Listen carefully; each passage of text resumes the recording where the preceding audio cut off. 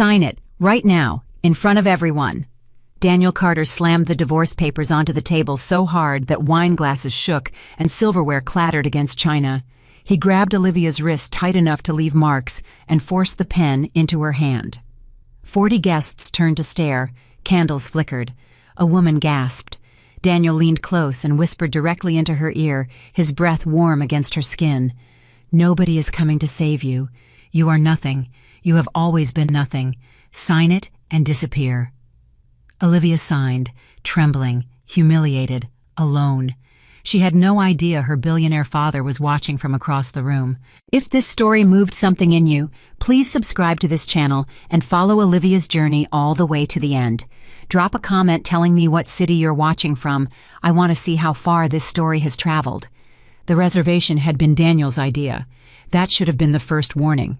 In 12 years of marriage, Daniel Carter had never once suggested a Christmas Eve dinner at Celestine, the kind of restaurant where the prix-fixe menu cost more than most families spent on groceries in a month, where the maitre d' remembered your name from 2 years ago, and where the lighting was designed specifically to make everyone inside look like they belonged to a world of effortless abundance. Daniel didn't do gestures. He didn't do candlelight unless there was something in it for him.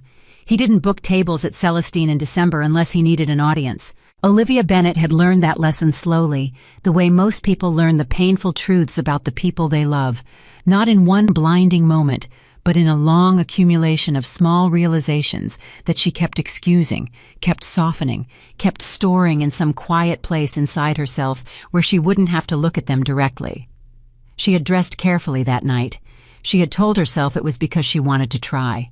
The black dress was the one she had bought 3 Christmases ago, when she still believed that the right evening, the right atmosphere, the right version of herself presented at the right angle might reach something in Daniel that had been slowly going dark. She had done her hair. She had worn the pearl earrings her mother gave her before she died.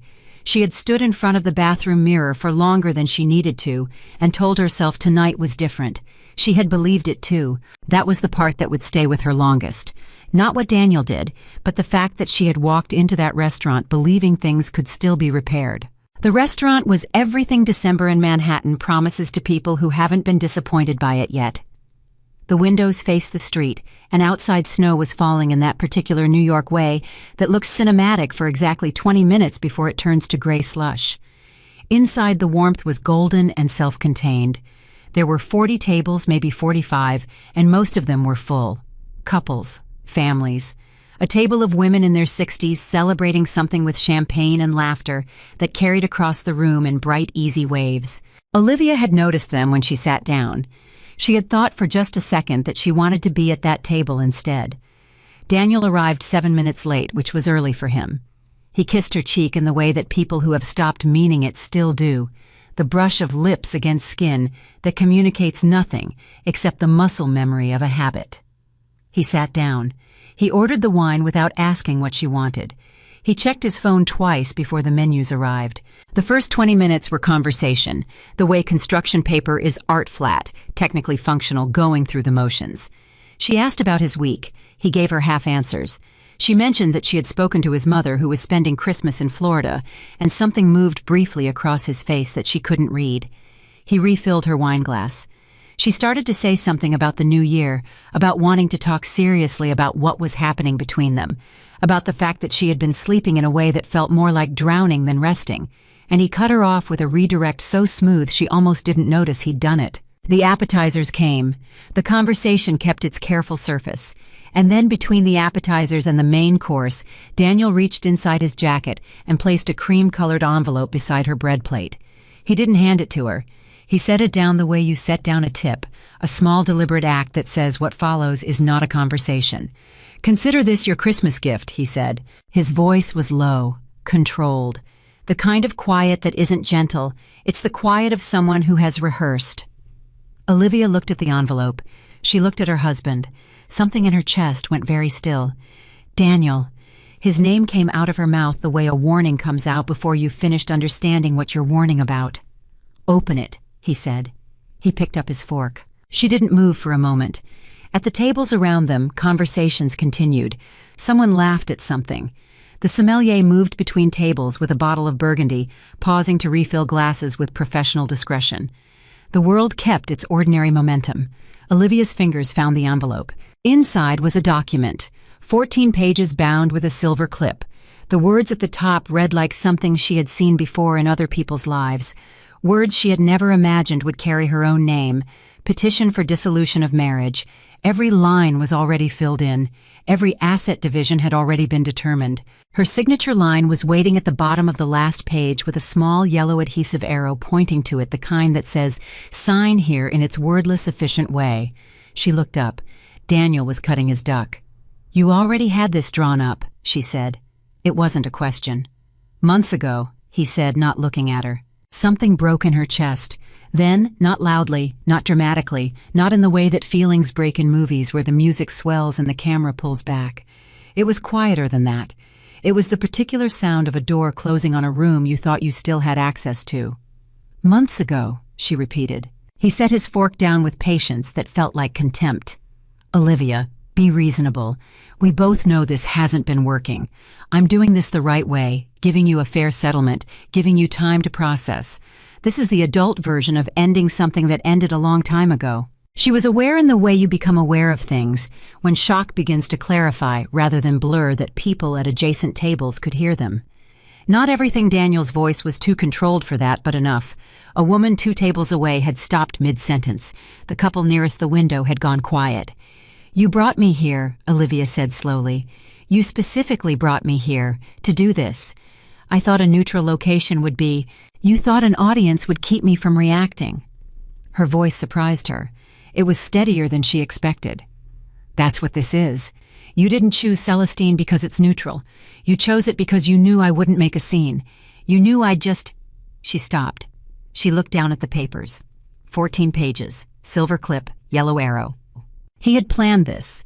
He had sat across from her at their kitchen table probably dozens of times in the past months, knowing this was coming, knowing he had already spoken to attorneys, already divided their life into columns and numbers and settlement terms, and he had looked at her and said nothing. He had let her keep trying. He had watched her dress carefully for a Christmas Eve dinner and say nothing. "Who is she?" Olivia asked. The table went still. Daniel's jaw tightened just barely, just enough. "That has nothing to do with— Who is she, Daniel?" It wasn't anger in her voice. It was worse than anger. It was the certainty of someone who has been carrying a suspicion for long enough that having it confirmed doesn't destroy them, it just finishes something. He looked away. That was his answer. Olivia set the divorce papers down on the tablecloth. She thought about 12 years. She thought about the early days in their first apartment, the one with the radiator that clanged through the night, where they ate takeout on the floor because they didn't have furniture yet, and it was enough. It was more than enough. She thought about the years when Daniel's first business venture failed, and she worked double shifts at the firm to keep them from losing the apartment, the years when she turned down opportunities because he needed her stability more than she needed her ambition. She thought about the version of herself she had slowly packed away to make room for what his life required. She thought about all of that, and then she picked up her pen. The room at the nearest tables was watching now, though no one would admit it. She signed. She didn't rush. She didn't shake, not visibly, not in the way he was probably waiting for. She signed each line where the yellow arrows pointed with the careful, unhurried precision of someone filing a report, not a person unraveling. Page after page, silver clip, 14 pages. When she finished, she placed the pen precisely on top of the document. She stood up. She looked at Daniel Carter, who was watching her with an expression she could not entirely read, something between relief and, she thought, the very faintest trace of something that might have been disappointment, that she hadn't fought harder, as if her composure had denied him something he expected. "Merry Christmas, Daniel," she said. She walked through the restaurant without running. She retrieved her coat from the coat check. She stepped through the front door into the freezing December air, and the cold hit her like something honest, sharp, and immediate and real in a way that the last 2 hours had stopped feeling. She stood on the sidewalk. The snow was still falling.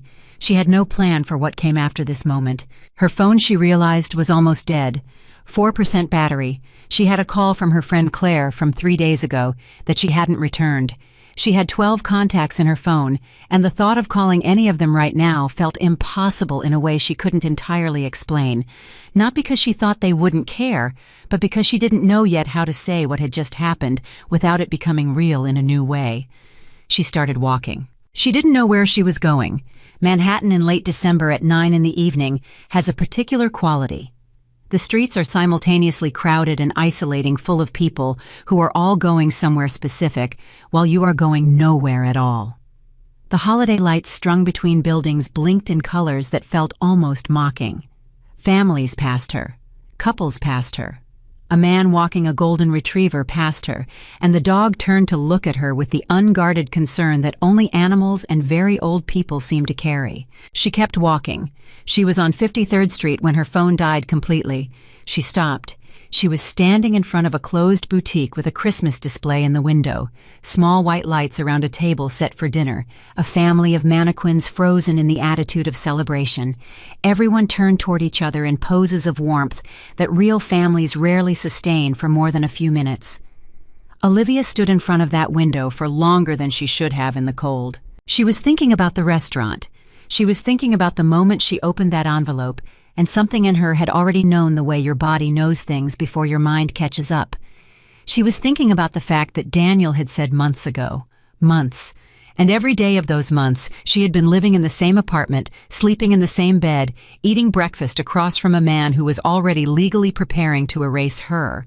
She was thinking about her mother. Margaret Bennett had died 4 years ago, 2 days after Thanksgiving, in the particular unfair way that good people sometimes die quickly without warning, before there was time to say all the things that needed saying.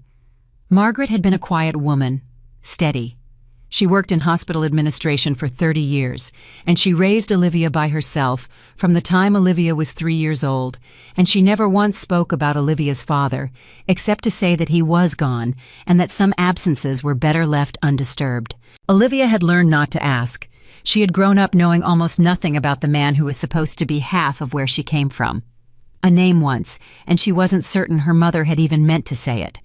An impression gathered from silence that whatever had happened between her parents had been complicated and painful and entirely closed off. She had made peace with that absence, the way you make peace with things you cannot change imperfectly over a long time, with occasional relapses into wanting what wasn't available. And then she heard something. Not loud, a sound that barely registered under the traffic, and the distant holiday music from a bar somewhere down the block. The soft clearing of a throat. The particular quality of attention that a person creates when they've been watching you long enough to decide it's acceptable to speak. She turned. There was a man standing near the entrance of the boutique. He was older, perhaps 65, with a face that had been outside in winters like this one, often enough that it carried the particular weathered steadiness of someone who had waited out worse conditions than cold. He was dressed in what appeared to be a restaurant manager's jacket, dark wool, a small pin on the lapel. She recognized the pin. It was from Celestine. "I apologize," he said, and his voice had the particular quality of someone who chooses every word. "I followed you from the restaurant. I know that sounds alarming. I need you to know I mean you no harm." He paused. "My name is Samuel Reed. I've worked at Celestine for 11 years. I saw what happened at your table tonight." Olivia looked at him. "A lot of people saw what happened at my table tonight," she said. "Yes," he said. "They did, but most of them will have forgotten it by the time their entrees arrived." He reached into the inside pocket of his jacket. "I found this beside your chair after you left. I believe your husband intended to leave it, but circumstances—" He stopped. "Actually, I'm not certain what he intended, but it doesn't belong with him." He held out a small card, cream-colored, the same weight as expensive stationery. On the front, written in precise, unhurried handwriting, "He has no idea who you really are." Olivia read it twice. She looked up at Samuel Reed. "I don't understand," she said. "I know," he said. "That's what I'm here to change." He looked at her steadily with an expression that was not urgency exactly, but something close to it. The expression of a man who has been waiting for this moment long enough that now that it's arrived, he wants to handle it with care. "There's a car waiting.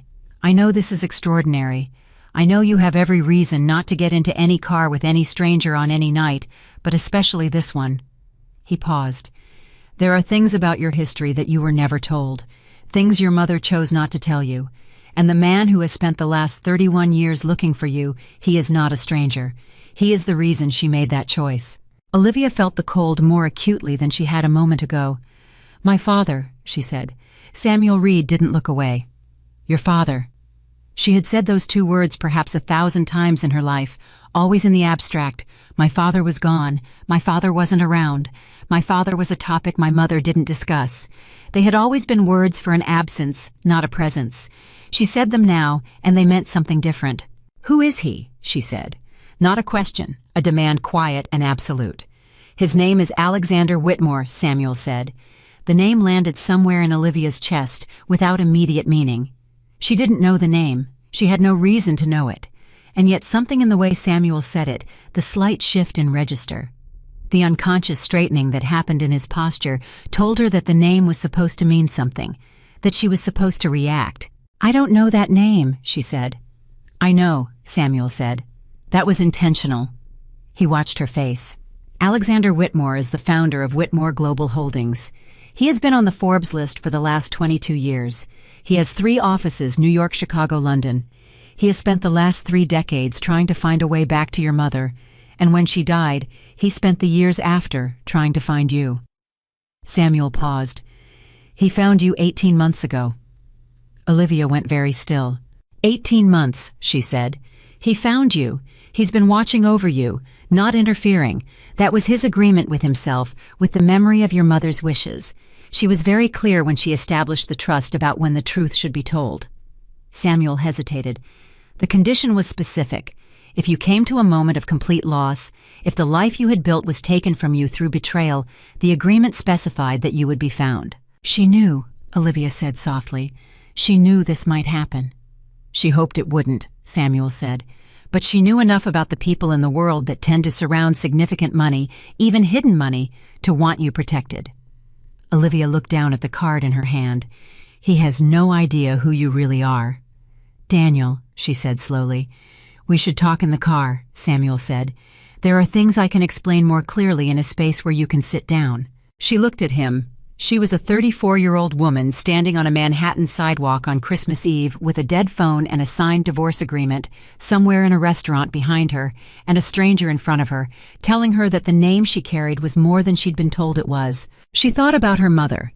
She thought about Margaret Bennett's steady, quiet, careful life. She thought about the way her mother sometimes looked at her, not with the ordinary look of a parent watching their child, but with something more specific. Something guarded and proud in equal measure, as if she was watching someone become someone, and it mattered enormously that they became that person on their own terms. She thought about the card in her hand.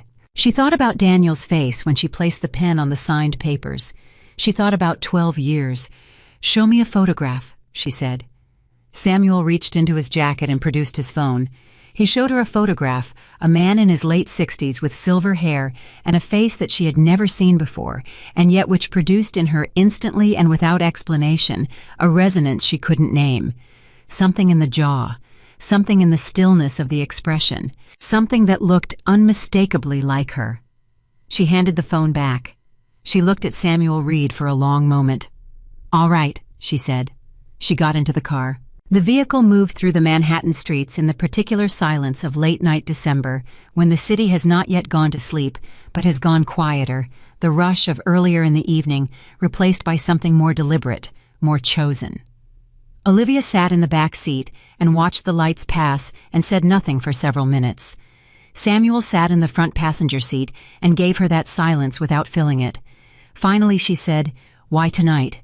"We were watching," Samuel said. "We've been watching for months. Alexander knew the marriage was in trouble. He knew—" He stopped choosing his next words carefully. "He knew things about your husband that you didn't know. He's known them for some time." She turned to look at the back of his head. "What things?" "That's for Alexander to explain," Samuel said. "But I will tell you this much. The divorce tonight was not spontaneous. Your husband has been planning it for a long time, and the timing was not accidental." "The timing?" she repeated. "Christmas Eve." Samuel's voice was careful. "A public setting. Witnesses. A location he chose. The humiliation was deliberate. He wanted you to be seen as—" He paused. "He wanted the narrative to be shaped in a particular way. As the wife who was left. the woman everyone watched sign the papers.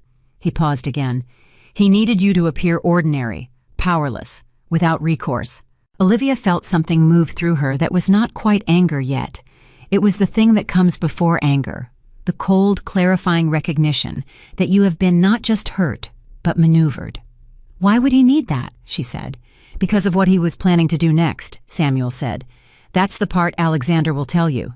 The car stopped in front of a building on Fifth Avenue, a high-rise that carried itself with the particular quiet authority of old money, the kind of building that doesn't need to announce its significance. Samuel walked her through the lobby and into an elevator, and they rode it in silence to the 32nd floor. The hallway was empty. Christmas Eve in a building where the residents were old enough and settled enough that the holiday was an interior thing not performed in the lobby. Samuel stopped in front of a door and knocked 3 times. The door opened, and Olivia Bennet, who had walked into this night believing she was losing everything she had stood face to face with a man who had her jawline and her eyes, and 31 years of the particular grief that belongs to a parent who missed watching their child become who they were. Alexander Whitmore looked at her.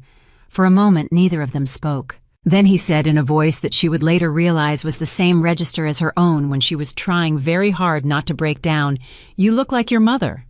"People tell me that," she said. "I loved her," he said. "Whatever else is true, whatever she chose, and whatever I failed to understand in time, I loved her completely."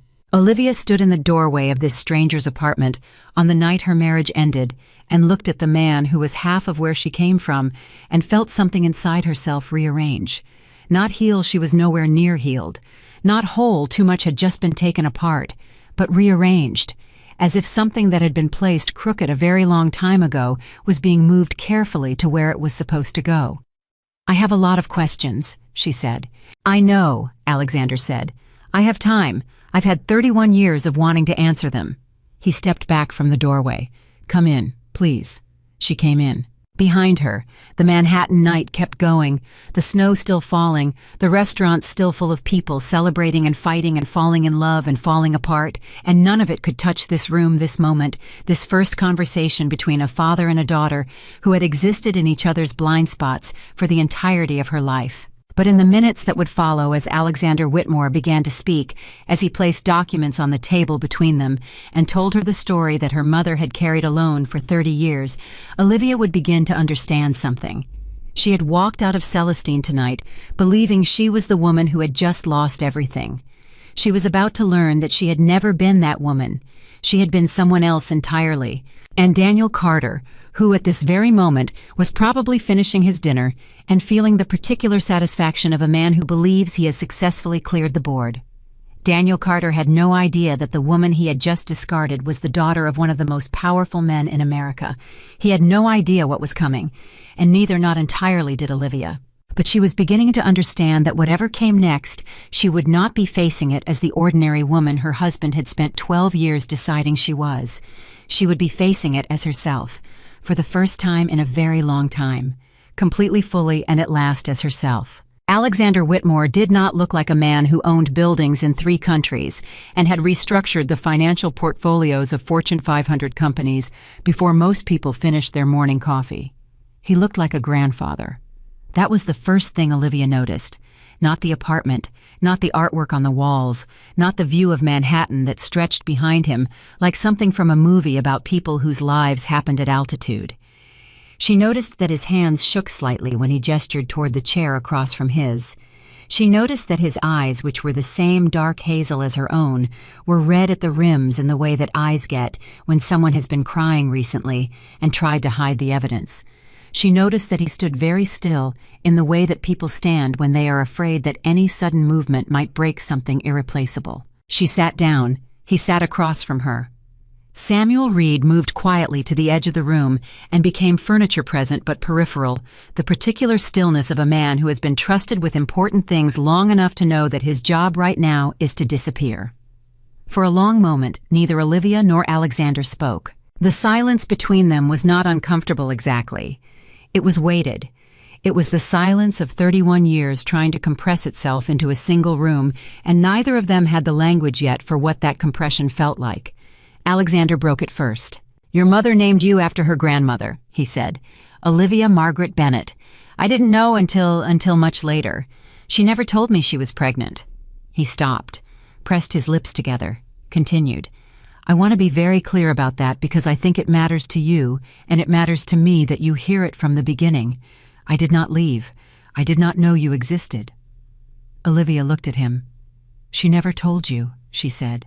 "She found out she was pregnant 2 weeks after she ended things between us," Alexander said. "We'd been together for almost 2 years. We were—" He paused, and something crossed his face that she recognized because she had worn it herself many times in the past few hours. The look of a person who has revisited a memory so many times that it has become both perfectly clear and completely painful. "We were very young. I was 27. She was 24. She was working at a hospital in Chicago. I was building the early stages of what would become the company. We were in love the way people are in love when they haven't yet had to make hard choices about what love costs." He stood up and walked to a sideboard and poured 2 glasses of water from a pitcher. He brought one to her without asking. "When she ended it, she said she didn't want the kind of life that came with my ambition. She said she'd watched what happened to families around money, how it warped things, how it changed people, how children grew up, either spoiled or weaponized or both." He sat back down. "She wasn't wrong. I've watched it happen 100 times. But at 24, when you're in love and someone tells you they're leaving because of who you might become..." He stopped again. "I thought she would come back. I waited. And then I stopped waiting in the way that young men stop waiting, by working harder, by building more, by filling the space where she used to be with everything except what I actually wanted." "She never looked for you," Olivia said. "No," he said. "She was protecting you. By the time she knew you were coming, I was already becoming something she was afraid of. Not because I was cruel, I don't think she believed I was cruel, but because the world that surrounded men like me had a way of claiming everything that got close." He looked at his hands. "She made a choice that I would have fought if I had known. I understand now why she made it. That took me a long time."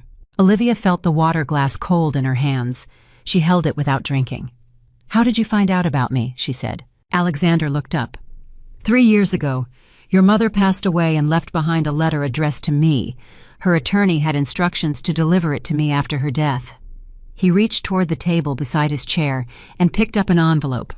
Old, the paper slightly yellowed at the edges, the handwriting on the front in a script that Olivia recognized with a physical shock that went through her sternum like a current. She knew that handwriting. She had grown up with it on birthday cards and grocery lists and notes left on the kitchen counter. "That's her writing," she said, and her voice came out different from before, thinner, closer to breaking. "Yes," Alexander said quietly. He held it toward her. "It belongs to you. I've read it, I've memorized it, but it was always meant ultimately for you." She took the envelope. She did not open it yet. She held it in her lap with both hands and breathed. "She told you in the letter," Olivia said. "She told me everything," Alexander said. "She told me about you. She told me about your life, your education, your marriage. She told me she had been watching from a careful distance as I moved through the world, and that she had been satisfied in the end that I had not become the thing she feared." He paused. "She said, and I think about this almost every day, she said, 'You became a good man, Alexander, just not in time for me, perhaps in time for her.'" Olivia closed her eyes. Her mother had known. Her mother had followed the trajectory of this man's life for 31 years, gathering evidence on whether he was safe to know, and had died deciding he was. She had died holding that verdict privately, leaving it in a letter, trusting an attorney to deliver it. At the moment, it would do the most good. "The trust," Olivia said. "Samuel told me she created a trust." "Yes," Alexander said. The letter explained it. She had established through a separate attorney a legal trust tied to her estate. The terms were very specific. He spoke carefully, the way people speak when they want precision and not drama. "If you reached a point of crisis, if the life you had built was destroyed by betrayal, financial or personal, the trust would activate." Her reasoning was this: if everything was going well in your life, you didn't need the disruption of learning what your inheritance was. But if you were stripped of what you had worked for, then the protection became necessary. "She predicted this," Olivia said slowly. "She didn't predict Daniel Carter specifically," Alexander said. "But she understood human nature. She understood that a woman who is believed to be ordinary with no family wealth, no powerful connections is vulnerable in specific ways. She wanted to make sure that if someone ever exploited that vulnerability, if you were left alone and without resources by someone who thought they could take everything from you, you would not actually be without resources. Olivia sat with that for a moment. Her mother's steady, quiet, practical Margaret Bennett, who packed sensible lunches and drove a 10-year-old Honda and never once let on that she was anything other than what she appeared to be, had spent decades constructing a safety net for a disaster she hoped would never come, and she had calibrated it precisely to the moment it was needed. "She knew me," Olivia said softly. "She knew you." Alexander agreed. Then Olivia asked the question that had been sitting under all the others since she had first gotten into the car. What does Samuel mean when he says Daniel's divorce was not just about ending a marriage? The temperature in the room changed. Alexander leaned forward. The grandfather quality receded slightly, and something else came forward, something that had spent 22 years on Forbes lists and probably 1,000 boardrooms, something that was underneath its age and its grief quite formidable. "What do you know about your husband's business?" he said. "I know what he told me," she said. "He runs a mid-size investment consultancy. He's been building it for the last 6 years. He has investors, mostly regional, some larger. He told me things were going well." "Things were not going well," Alexander said. "Things were going extremely badly. His fund has been hemorrhaging capital for 18 months. He's been masking the losses with creative accounting, the kind that stops being creative and starts being criminal at a certain point." He paused. "Nathan Brooks, my attorney, has been tracking this. We have documentation." "Your attorney has been tracking my husband's business," she said. "Since we found you," Alexander said steadily. "I am not apologizing for that. When I learned you existed, my first concern was your safety. Samuel was monitoring not your private life, nothing intrusive, your financial exposure." He met her eyes. "And what Nathan found was alarming." "Tell me," she said. "Daniel has been using your name," Alexander said. "Not figuratively, literally. He used your personal information, your social security number, your credit history, your identity, to secure business loans that he cannot repay. He created financial documents that list you as a co-signatory on obligations you never agreed to. He built a structure where if his business collapsed, and it is going to collapse, it is a question of weeks, not months, the liability would fall on you." The room was very quiet. "He used my identity," Olivia said. "Yes." "For how long?" "Approximately 4 years, Alexander said. "He began shortly after his fund started showing its first significant losses. The early instances were small enough to miss. They escalated." 4 years. 4 years ago she had been 30, and she and Daniel had seemed not happy exactly, but stable. She remembered that period as the time when he had started working longer hours, coming home later, being more distracted. She had attributed it to professional pressure. She had been supportive. She had asked fewer questions because she thought he needed space to work. "He was using me as a shield," she said. "I was using you as the fall position," Alexander said. "If the fund collapsed and investigators came looking, the paper trail was constructed to suggest that you were the architect of certain transactions, that you had signed off on certain transfers. The divorce—" He stopped. "The divorce was part of it," she said, hearing her own voice go flat.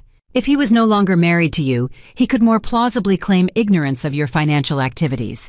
He could position himself as a victim, the man who discovered too late that his wife had been engaging in fraudulent behavior."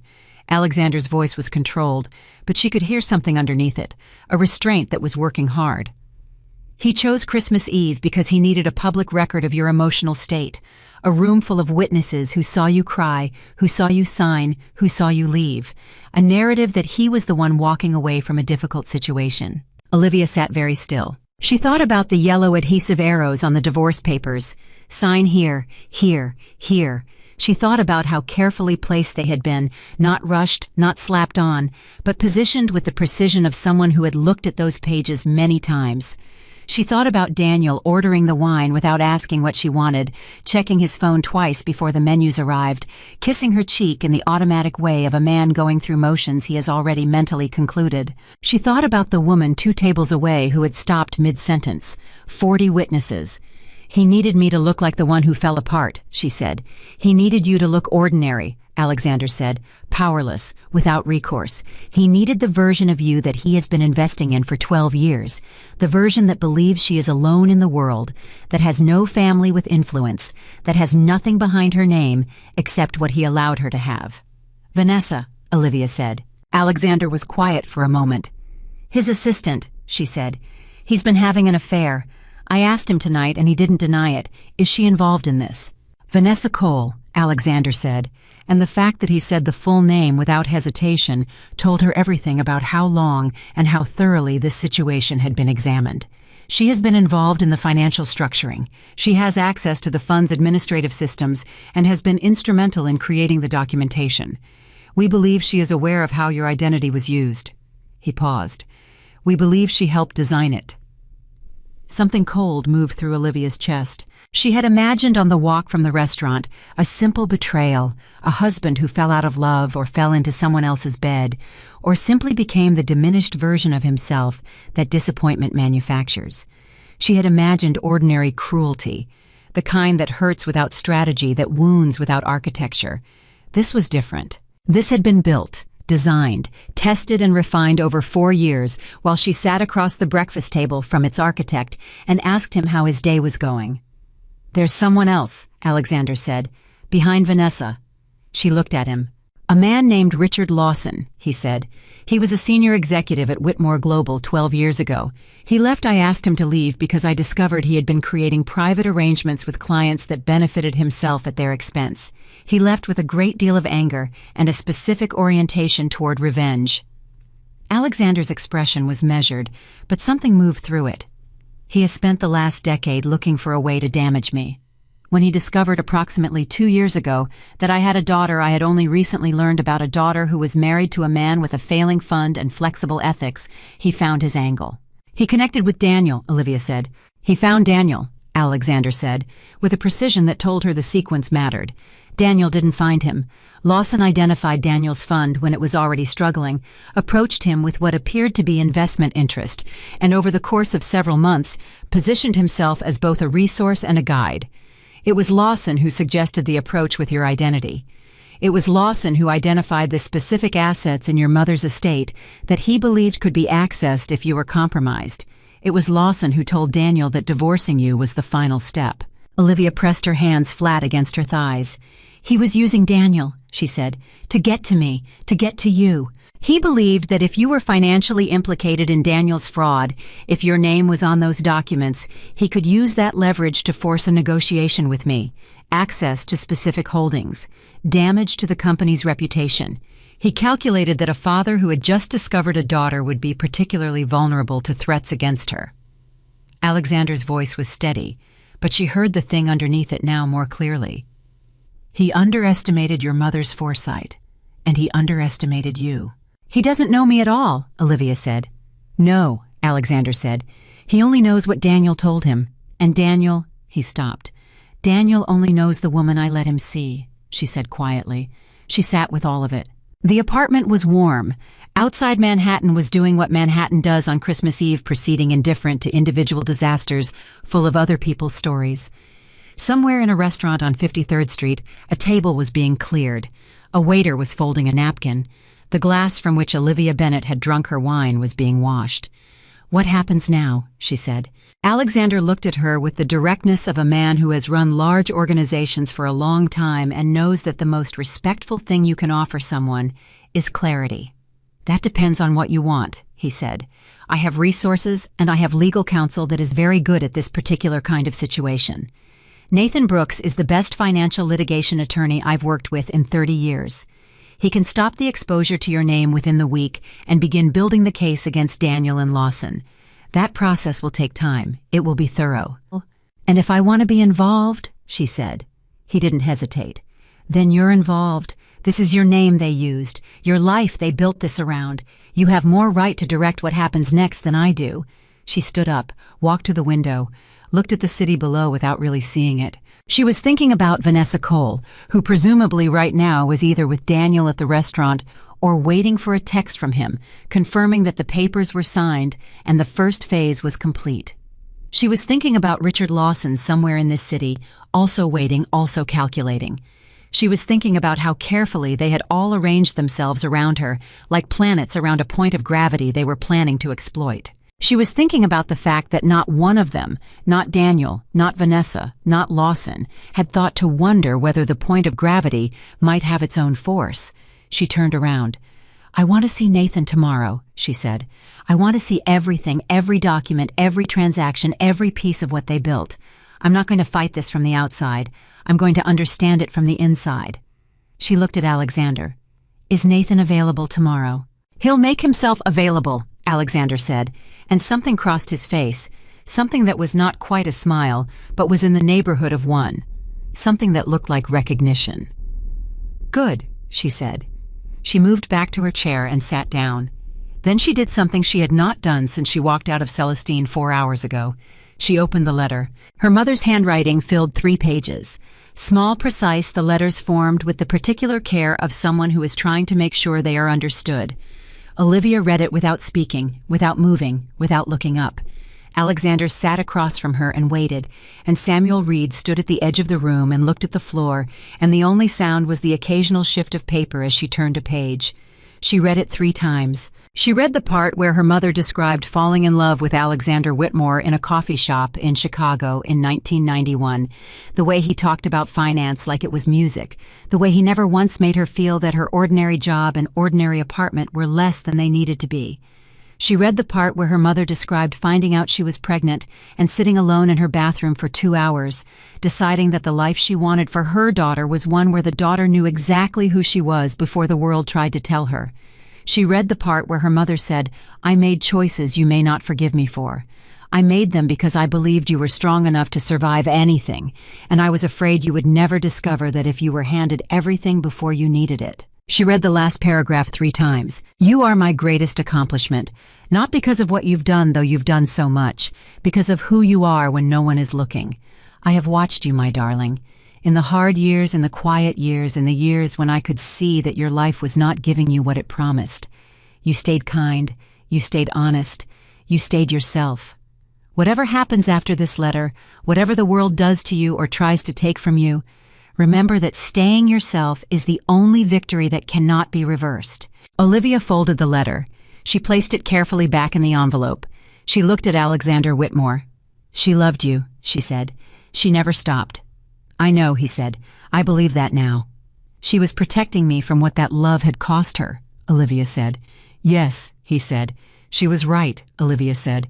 "And she was also wrong, but she was more right than wrong." Alexander nodded. There was nothing to argue with in that. It was the most honest thing you could say about a parent who makes an impossible choice out of love, more right than wrong, more loving than wise, more human than perfect. Samuel appeared quietly at the edge of the room. "There's a room prepared if you'd like to stay tonight, or the car can take you anywhere you'd like to go." Olivia thought about the apartment she had shared with Daniel, the apartment that was technically under the terms of the divorce agreement she had just signed, still half hers for some defined period that some attorney had determined was equitable. The apartment where Daniel's suits hung in the closet and his coffee maker sat on the counter, and where she had slept with a man who was using her signature as a weapon. She was not going back there tonight. "I'll stay," she said. "Thank you." Samuel nodded and withdrew again. Alexander looked at her with the uncertain, careful look of a man who wants to ask something but isn't sure of the terms. "Is there what do you need right now? Not tomorrow, not the legal situation. Tonight. What do you need?" Olivia considered that question with the seriousness it deserved. "I need a phone charger," she said. "Mine is dead." Alexander blinked. Then he laughed, a small, surprised sound that broke the formality of the room like something cracking open to let light through. "Samuel," he called. "Already on its way." Samuel called back from somewhere down the hall. Olivia felt something shift inside her. Not the large seismic shifts of the past several hours, the divorce, the papers, the revelation, the letter. Something smaller, a degree of pressure releasing. The very first hint that the ground was not entirely gone, that there was something solid under this particular moment, even if she couldn't yet see its full shape. She would not sleep much that night. She would lie in the guest room of Alexander Whitmore's apartment and stare at the ceiling and think about Daniel Carter at a New Year's Eve party somewhere, toasting his future, believing the board had been cleared. She would think about Richard Lawson and his 12-year patience and his careful orchestration of her destruction. She would think about Vanessa Cole, who had sat in the same office as her husband for years and helped build the paperwork of Olivia's ruin. She would think about all of them believing she was ordinary. She would think about her mother, who had spent 31 years making sure that when this moment came, it would not find Olivia empty-handed. And she would think about what she had said to Alexander, "I want to see everything." Because the woman who had walked into Celestine that evening had believed that the only way through pain was to survive it quietly and rebuild slowly and ask very little of a world that had given her very little. But the woman lying in this room now, the woman with her mother's letter folded against her heart, and a father across the hall, and a Manhattan that was still going, still churning, still utterly indifferent, that woman was beginning to understand something different. Surviving was not the same as winning. And she had not come this far through this particular night to simply survive. She had come this far to understand exactly who she was dealing with, and then to make sure they understood it too. She was up before dawn. Not because she had slept and woken, she had barely slept at all, but because there is a particular hour in the very early morning when lying still stops, being rest, and becomes something closer to detention. And Olivia's mind had been running all night with the relentless systematic quality of a processor working through a very large file. By 5:30 she was dressed. By 6 she was sitting at the table in Alexander's kitchen with a legal pad she had found in a kitchen drawer and a pen she had borrowed from the small writing desk in the guest room, and she was writing down everything she remembered. Every document she had ever signed during her marriage, every financial form, every tax return, every account she had opened or closed, every insurance policy, every loan application that had ever crossed her desk with Daniel's handwriting somewhere on it. She was reconstructing from memory the financial architecture of 12 years of marriage, looking for the places where her name appeared that she had not fully examined at the time. There were more of them than she had expected. She circled the ones that felt wrong and kept writing. Samuel found her there at 6:15 when he came into the kitchen to start coffee. He stood in the doorway for a moment, taking in the legal pad and the empty expression on her face that was not emptiness but concentration, and he said nothing. He simply walked to the coffee maker and started it without asking if she wanted any, because it was obvious she did. "How long have you been up?" he said. "A while," she said, not looking up. He put a mug in front of her. She reached for it automatically. "Nathan is coming at 9, Samuel said. "Alexander will be up by 7:30. You have time." "I'm making a list," she said. "Documents, things I signed that I should have looked at more carefully." Samuel sat down across from her. "That's useful," he said. "I keep thinking," she said, setting the pen down for the first time since he'd walked in, "about how easy I made it for him. I trusted him. I signed things because he put them in front of me and said, 'Sign this,' and I signed them because I thought that's what marriage was, being a team, not auditing your partner." She wrapped both hands around the mug. "I wasn't naive. I have a degree. I'm not stupid." "No," Samuel said simply. "You're not." "I just believed him," she said. "That was the thing he exploited. Not ignorance, belief." Samuel was quiet for a moment. Then he said, "I've worked for Alexander for 23 years. In that time, I've watched a great many people exploit trust in very sophisticated ways. The people who are best at it don't target the ignorant. They target the loyal. Loyalty and intelligence are different things, and anyone who conflates them is either careless or lying." Olivia looked at him. "He targeted me because I was loyal," she said. "He targeted you because he believed your loyalty would function as a lock that kept you from looking too closely," Samuel said. "He was right about the loyalty. He miscalculated about what happens when the lock is broken." She picked up her pen again. "Tell me more about Richard Lawson," she said. "Alexander told me the outline last night. I want the details." Samuel considered this for a moment. Then he made the decision that she could see him making the decision to treat her as exactly who she was, rather than someone who needed to be protected from information. "Lawson spent 12 years at Whitmore Global," he said. "He was talented, genuinely talented, not the kind of man who succeeded through connections or presentation. He understood markets in a specific way that was valuable, and Alexander trusted him with significant responsibility. The problem was that Lawson's relationship with the company's success was proprietary. He believed that his contributions were underpaid and under-recognized, and over time, he began compensating himself through arrangements that were not authorized. Samuel paused. When Alexander discovered it, he gave Lawson a choice: resign quietly or face the consequences publicly. Lawson resigned, but he left with the specific conviction that Alexander had stolen something from him. 12 years, Olivia said. He waited 12 years to do this. Patient men are often the most dangerous ones, Samuel said. He built his own firm after leaving, modest nothing like Whitmore Global. But he was watching. He was always watching. And when Alexander found you, when it became clear that Alexander had a daughter and was trying to quietly establish a relationship, Lawson saw the opportunity he'd been waiting for. He went looking for Daniel, she said. He identified Daniel's fund 18 months ago, Samuel said. Daniel's losses were visible to anyone who knew how to read the data. Lawson knew how to read the data. He approached Daniel as a potential investor lunches meetings, the gradual buildup of apparent goodwill. And at some point, Lawson told Daniel who you were, or rather who your father was. Olivia set her pen down again. This was the part that hit differently in the morning light than it had the night before. Daniel knew, she said, before the divorce. He knew who Alexander was. Yes, Samuel said. He knew I was Alexander Whitmore's daughter, and he still— She stopped, reorganized. He used that. He didn't come to me. He didn't tell me. He took that information and used it as an angle to exploit. That is correct, Samuel said. She was quiet for a moment. Outside New York was waking up, the sounds of the city recalibrating from night to morning, the particular quality of early Christmas Day when the streets are still, and the city has that strange collective stillness of a place that has for once paused. He looked at me across the breakfast table, she said, every morning, knowing. Yes, Samuel said. For how long? We believe Lawson told him approximately 10 months ago. 10 months. She counted backward through 10 months of breakfasts and dinners and the ordinary transactions of shared life, the conversations about schedules and grocery lists, and whether they needed to call the super about the heat.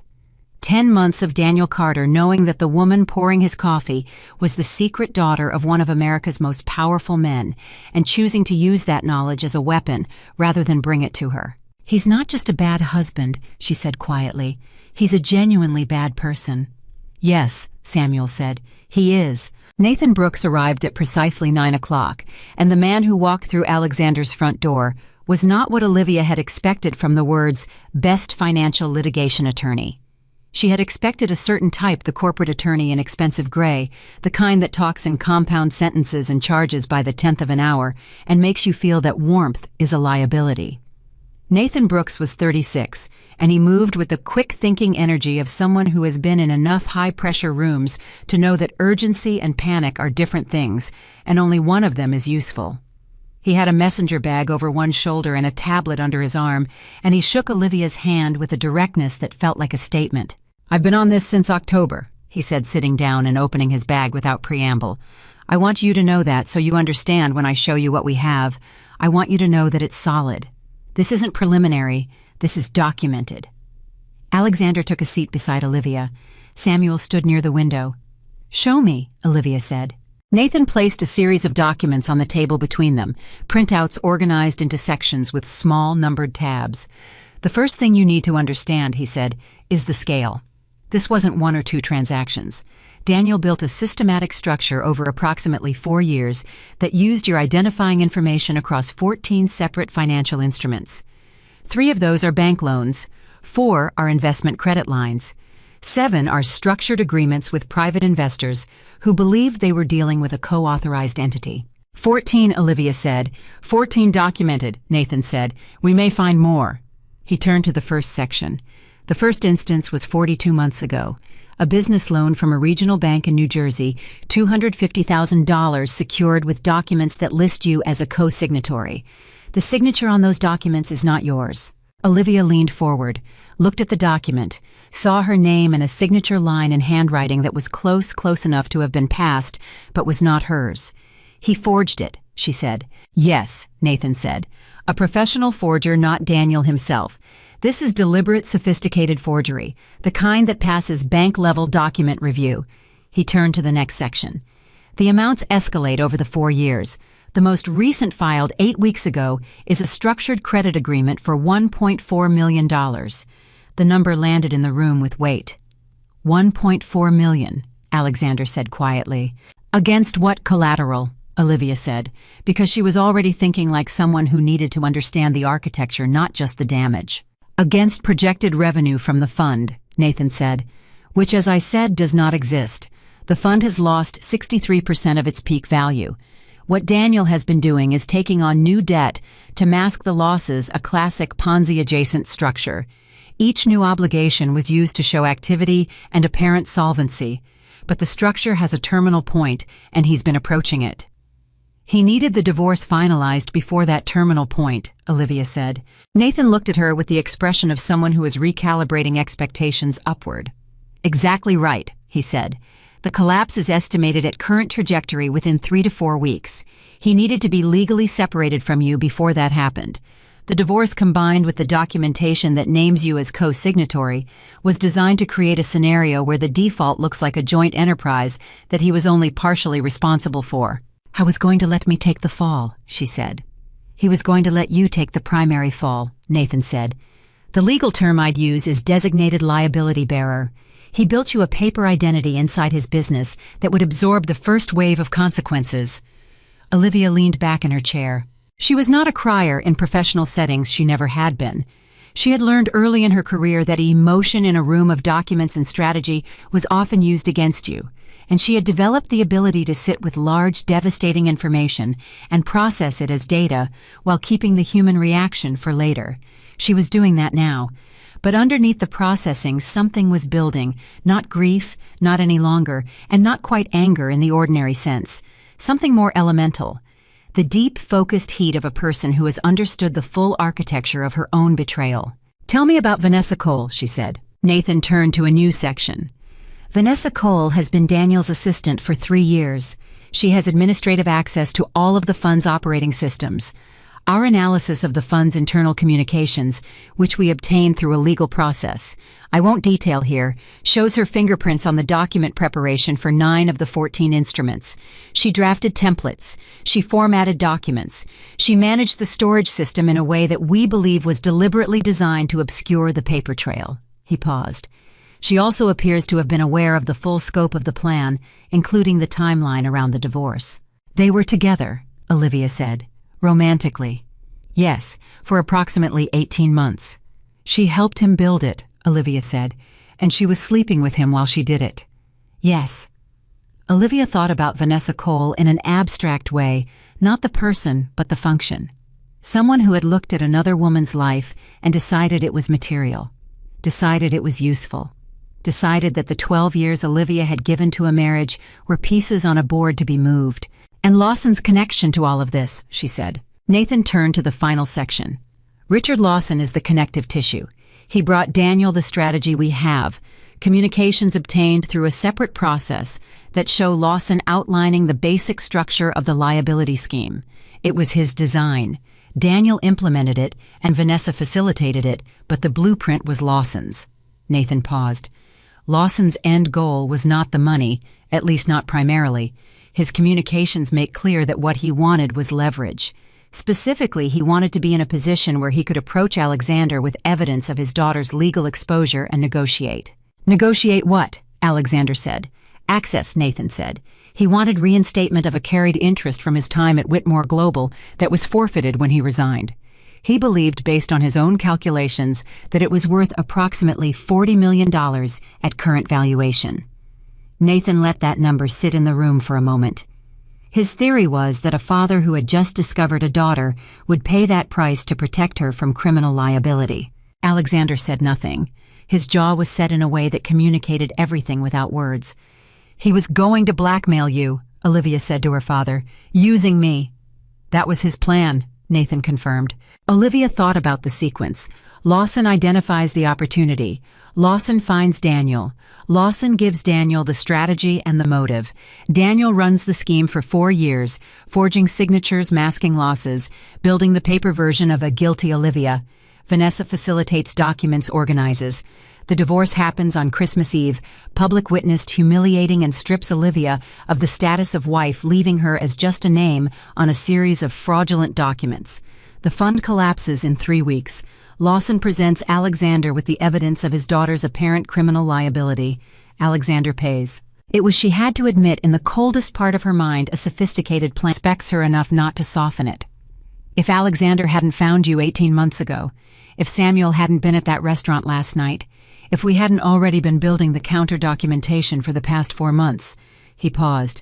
The entire structure depended on you being alone, without resources, without anyone who knew the full picture. The moment you had support and legal counsel, it began to come apart. Because the plan only works if the person at the center of it doesn't fight back, Olivia said. Correct, Nathan said. She looked at the documents spread across the table. 14 instruments, forged signatures, 4 years of systematic exploitation, a former executive's 12-year grievance, an affair partner with administrative access, a Christmas Eve dinner designed as a final piece of theater. She thought about Daniel sliding that envelope across the tablecloth with 2 fingers. She thought about his voice. Consider this your Christmas gift. She thought about his hand gripping her wrist, forcing the pen into her fingers, and the way the room had gone quiet around them. She thought about herself walking out into the cold, believing she had nothing. She picked up the pen she had brought from the guest room and she said, "What do we do first?" Nathan looked at her. Then he looked at Alexander. Then he looked back at her, and she could see him making the same recalibration Samuel had made in the kitchen, adjusting for the fact that the person across the table was not a victim waiting for direction, but a principal who was asking a strategic question. First, he said, we freeze your credit and issue a formal dispute through the Federal Identity Theft Protocol. That creates a legal marker on every instrument your name appears on and immediately puts those creditors on notice. Second, we file a police report for identity fraud and forgery. We have the documentation to support it, so this isn't speculative. Third, he paused, we let Daniel believe nothing has changed. Olivia looked at him. We let him believe the plan is proceeding, Nathan said.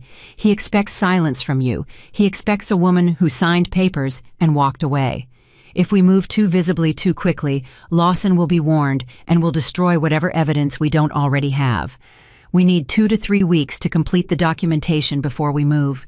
2 to 3 weeks, Olivia said. In the meantime, Nathan said, we prepare, and you, he looked at her steadily, you live your life. You don't contact Daniel. You don't indicate that anything has changed. You are, as far as anyone who might be watching is concerned, exactly the woman who left that restaurant last night. She understood immediately what that cost. 2 to 3 weeks of Daniel Carter believing he had won. 2 to 3 weeks of Vanessa Cole continuing to facilitate whatever she was facilitating. 2 to 3 weeks of Richard Lawson waiting for his moment. All right, she said. There is one more thing, Nathan said. Something in his voice made the room go still. What? Alexander said. Nathan turned to a separate folder smaller than the others set slightly apart. He opened it and placed a single document on the table. We found this in the course of the investigation. It's a private communication between Lawson and Daniel from approximately 6 months ago. He paused. Lawson instructed Daniel to find out whether there was a trust, your mother's trust, specifically whether the trust contained assets that could be accessed if you were declared liable in a federal fraud proceeding. Olivia looked at the document. They knew about the trust, she said. They suspected, Nathan said. They didn't know its terms. They didn't know about the activation condition. They knew that your mother had an estate with unusual structure, and they believed it contained assets that would be addressable through litigation if your name was legally compromised. He paused. What they didn't know, what no one outside this room knew, was the specific mechanism your mother built in. They didn't know that the condition of betrayal was the activation key that would bring Alexander into the picture.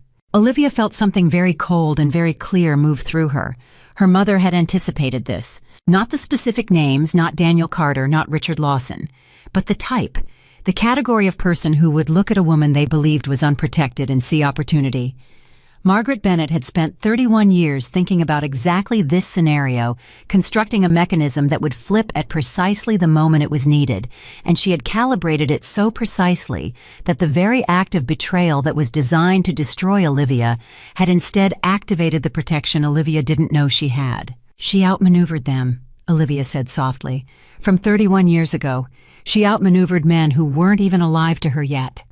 She was a remarkable woman, Alexander said, and his voice was rough. Olivia sat with the document in her hands for a long moment. Then she placed it back on the table. She stood up. She walked to the window and looked at the city and thought about what came next. Nathan had said 2 to 3 weeks. 2 to 3 weeks of appearing to be the ordinary woman Daniel thought he had discarded. 2 to 3 weeks of silence and strategy. 2 to 3 weeks of letting Richard Lawson and Daniel Carter believe the board was exactly as they had left it. She had spent 12 years being underestimated by Daniel Carter. 2 to 3 more weeks felt almost comfortable by comparison. She turned around. "I want to be in every meeting," she said to Nathan. "Every document review, every legal decision. I don't want summaries. I want to be in the room." "Understood," Nathan said. "And I want to understand the financial structure completely," she said. "Not just the fraud, the fund itself. The legitimate parts, the illegitimate parts, the investors, the obligations. All of it." Nathan looked at her. "Do you have a finance background?" "I have 12 years of watching my husband run a fund without being invited to understand it," she said. "I have 3 days and whatever materials you can give me. I am a fast reader." Nathan allowed himself a very small smile. "I'll have everything to you by tonight."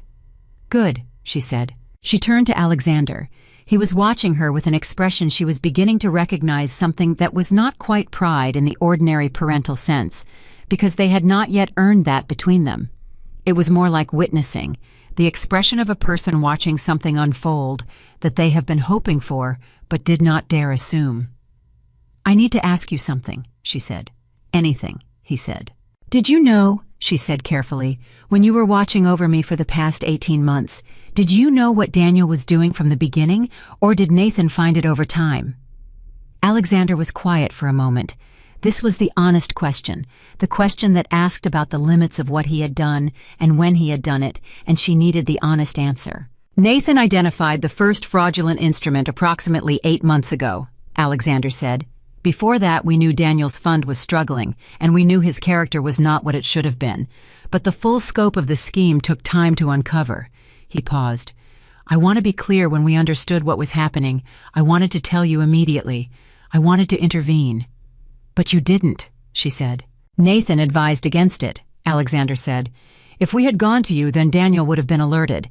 The evidence we needed to fully protect you legally required time to compile. If we moved too early, we might have protected you from immediate harm, but left you legally exposed to the instruments we hadn't yet documented." He held her gaze. "I chose to believe Nathan's judgment about the legal strategy. I made that choice. It was mine." "And you watched me," she said, "for 8 months. Knowing." "Yes," he said. "That was the hardest thing I have ever done." She believed him. She could see it in the way he said it. Not the prepared answer of a man who has rehearsed, but the stripped, unguarded statement of someone who has been carrying something very heavy and knows he has to set it down in front of the person it most affected. She could have been angry about it. Part of her was the part that understood that 8 months of marriage to Daniel, knowing what she now knew was 8 months, she would not recover. But she also understood the logic, because she had sat across from Nathan for 2 hours and watched how he thought, and she understood that legal strategy had its own particular grammar, and intervening at the wrong moment could have collapsed everything. "All right," she said. "All right," Alexander said. "All right," she repeated. "I'm not saying I'm not angry. I'm saying I understand the decision. Those are different things." She looked at him steadily. "We'll talk about it more, but not today. Today, we work." Alexander breathed out a long, slow breath that sounded like 12 years' worth of something releasing. Then Nathan spread another set of documents across the table, and Olivia Bennett sat back down, and the 3 of them began to build the case that would undo everything Daniel Carter and Richard Lawson had spent years constructing. She read for 8 hours that day. She asked questions that made Nathan lean back in his chair and reconsider his answers before giving them. She identified 3 documents in Nathan's collection that he had flagged as unclear and told him within 20 minutes of looking at them why they were unclear and what additional documentation would resolve the ambiguity. She ate the sandwich Samuel brought her without looking up from the papers, and she drank 4 cups of coffee, and she did not think about the Christmas Eve dinner or the wrist grip or the yellow adhesive arrows. She thought about the structure. She mapped it in her head, the 14 instruments, the investors, the timeline of the losses, the moments where Daniel's paper trail diverged from reality. She thought about Richard Lawson's plan and the specific point in the sequence where it was most vulnerable. She asked Nathan about that point. He confirmed it.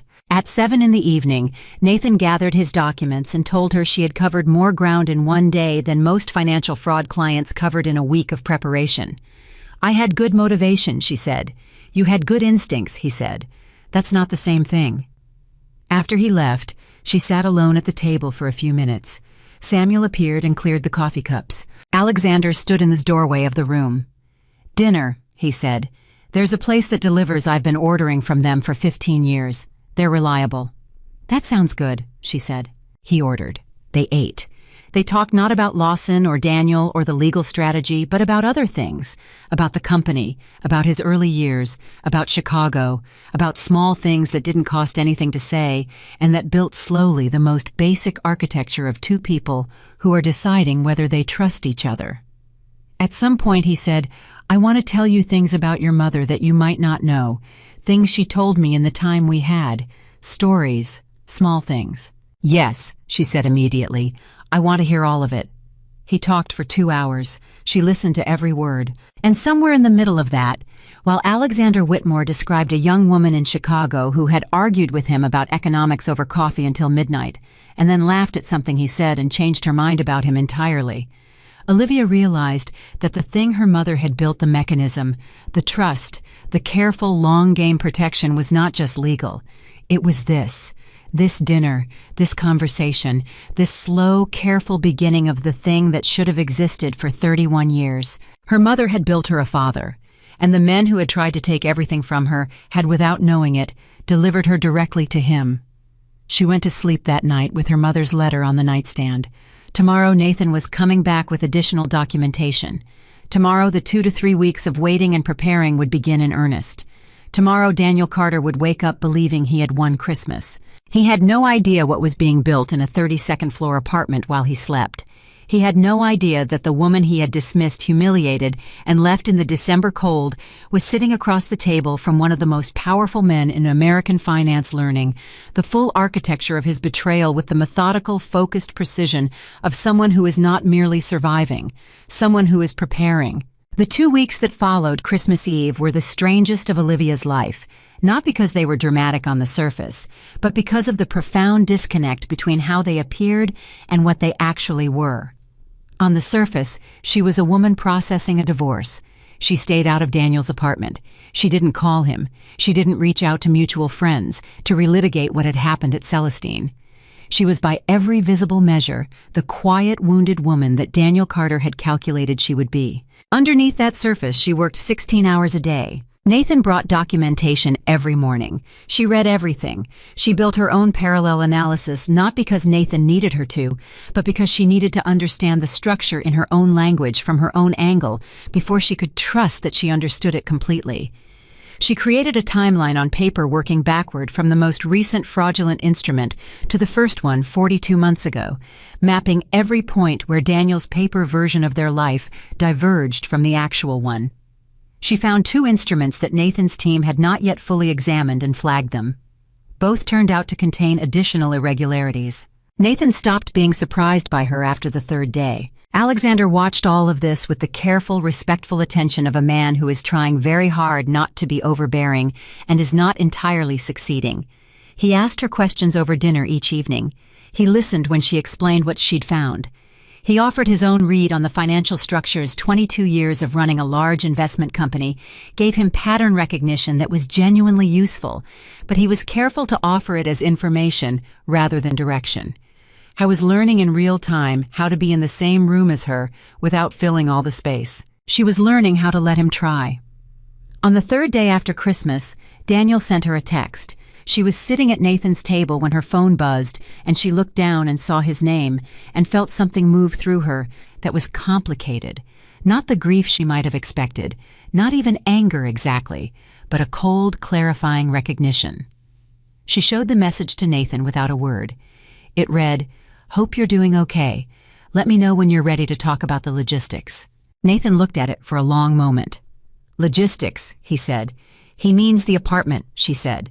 "He wants to establish the narrative of an amicable split. He needs me cooperative." She set the phone face down on the table. "What do I say?" "Nothing yet," Nathan said. "Don't respond today. Response time is information. If you respond immediately, he knows you're stable and thinking clearly. Let him wait 2 days and then send something brief and neutral. 2 days later, she texted back, "Not ready yet. Give me some time."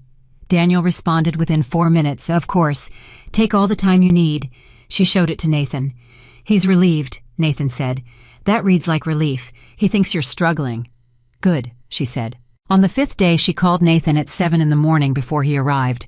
"I need you to tell me about the investors," she said. "The real ones, the ones who put legitimate money into Daniel's fund and have no idea what he's done with it." Nathan was quiet for a moment. "Why?" "Because they're victims too," she said. "And when this collapses, and it's going to collapse, you said 3 to 4 weeks, they're going to lose money. Real money. I want to understand their exposure before we move." "Olivia," Nathan said carefully, "the investor's recovery is a separate legal process that—" "I know it's a separate legal process," she said. "I'm not asking you to make it my problem legally. I'm asking you to tell me who they are and what their exposure is because I want to understand the full picture, not just my part of it." He told her. She listened. There were 11 investors with legitimate stakes in the fund.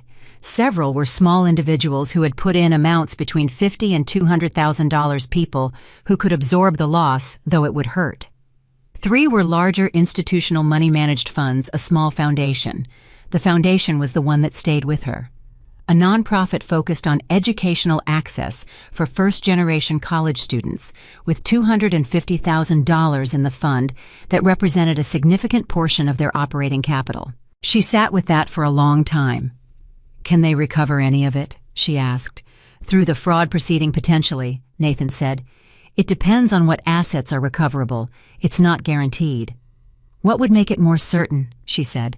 "A cooperating source with liquid assets willing to front a recovery guarantee," Nathan said. Then he paused. "Olivia, I'm not asking Alexander for money," she said.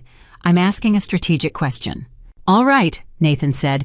"A cooperating source with liquid assets would significantly strengthen the recovery position for the legitimate investors." She didn't say anything more about it that morning.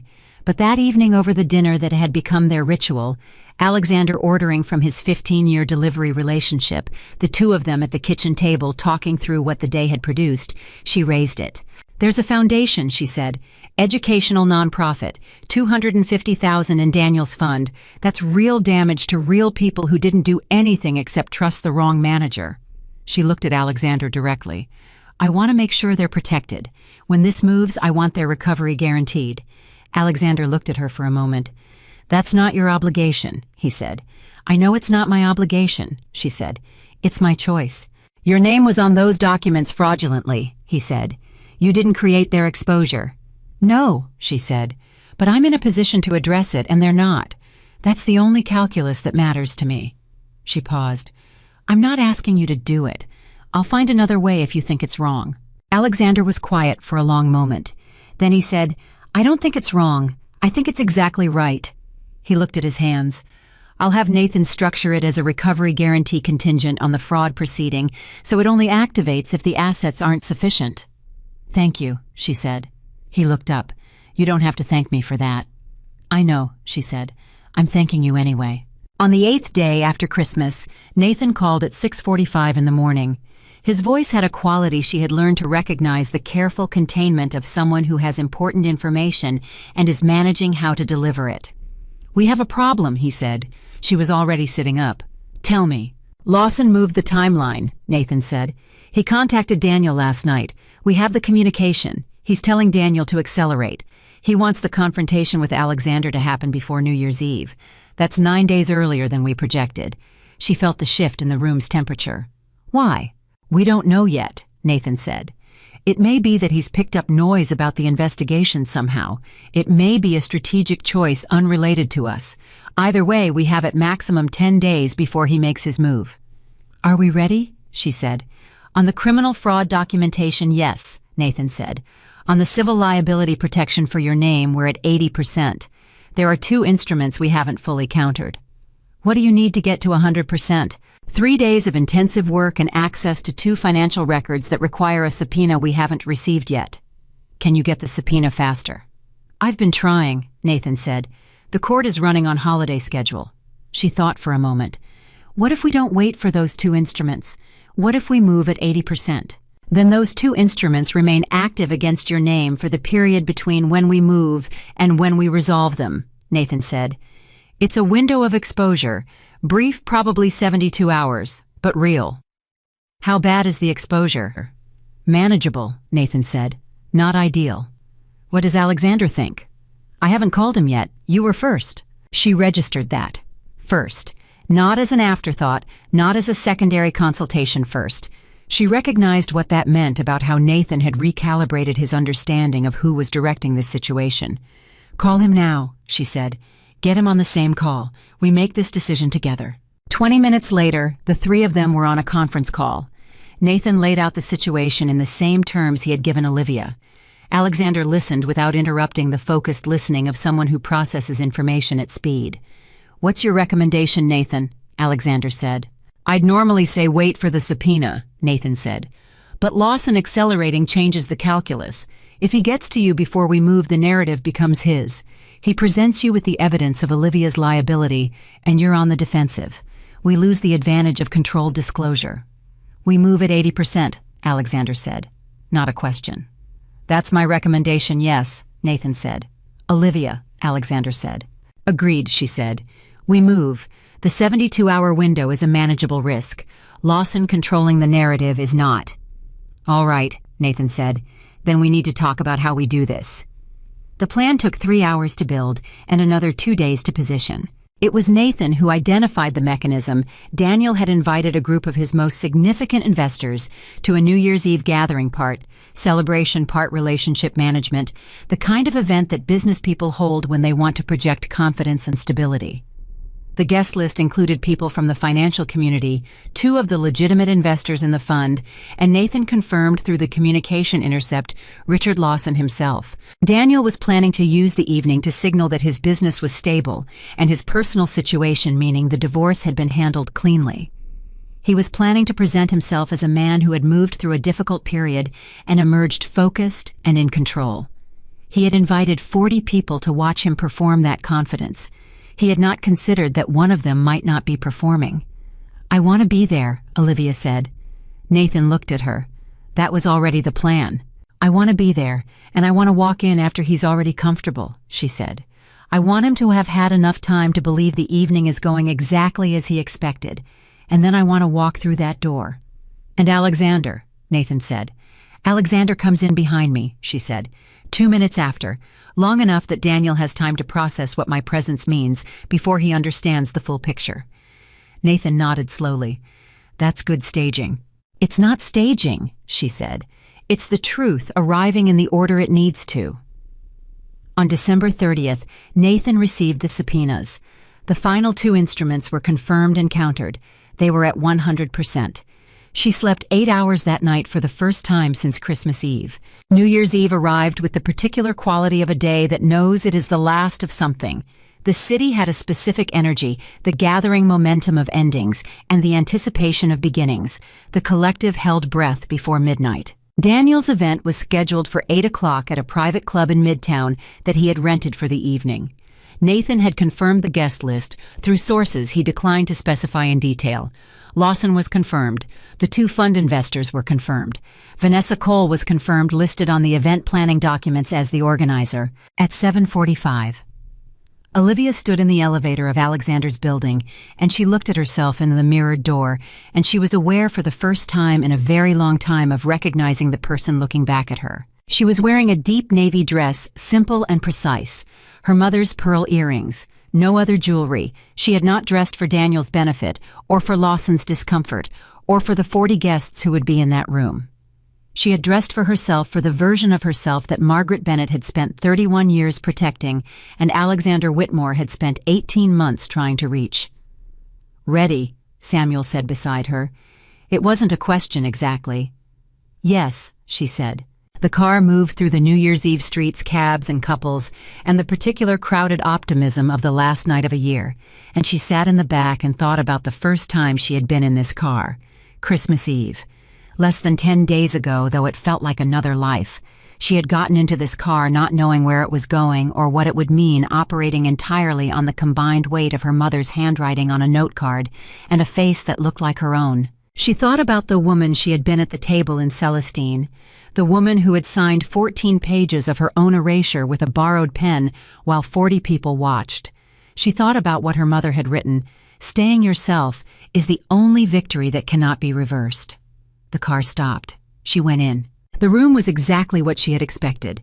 The managed warmth of a private club event, the particular sound of people performing confidence at each other, the clink of glasses, and the surface of professional conversation.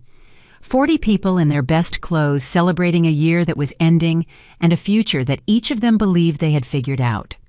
She walked through the door, and she was 3 steps inside before anyone noticed her.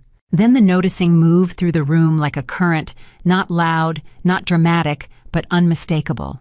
The particular shift in attention that happens when something enters a room that wasn't supposed to be there. Daniel saw her from across the room. She watched the sequence move across his face with the clarity of someone who has had 10 days to understand exactly who he was. First, surprise genuine and total. Then the rapid calculation, the checking of assumptions, the search for the framework that explained her presence in a room he had controlled. Then the recovery, the professional smile, the reaching for the version of himself that knew how to perform his way through unexpected situations. He crossed the room toward her. She let him come. "Olivia," he said, and his voice was perfectly calibrated. Warm, slightly concerned, the voice of a man handling a delicate situation with practiced grace. "I wasn't expecting you." "I know," she said. "Are you?" He lowered his voice, glanced around, managing the optics in real time, the way he had been managing optics his entire career. "This isn't really the right setting for—" "I agree," she said. "It isn't the setting I would have chosen, but you chose it for your investors, Daniel, so it seemed like the right place for them to hear what they need to hear." Something moved behind his eyes, the first flicker of something that wasn't confidence.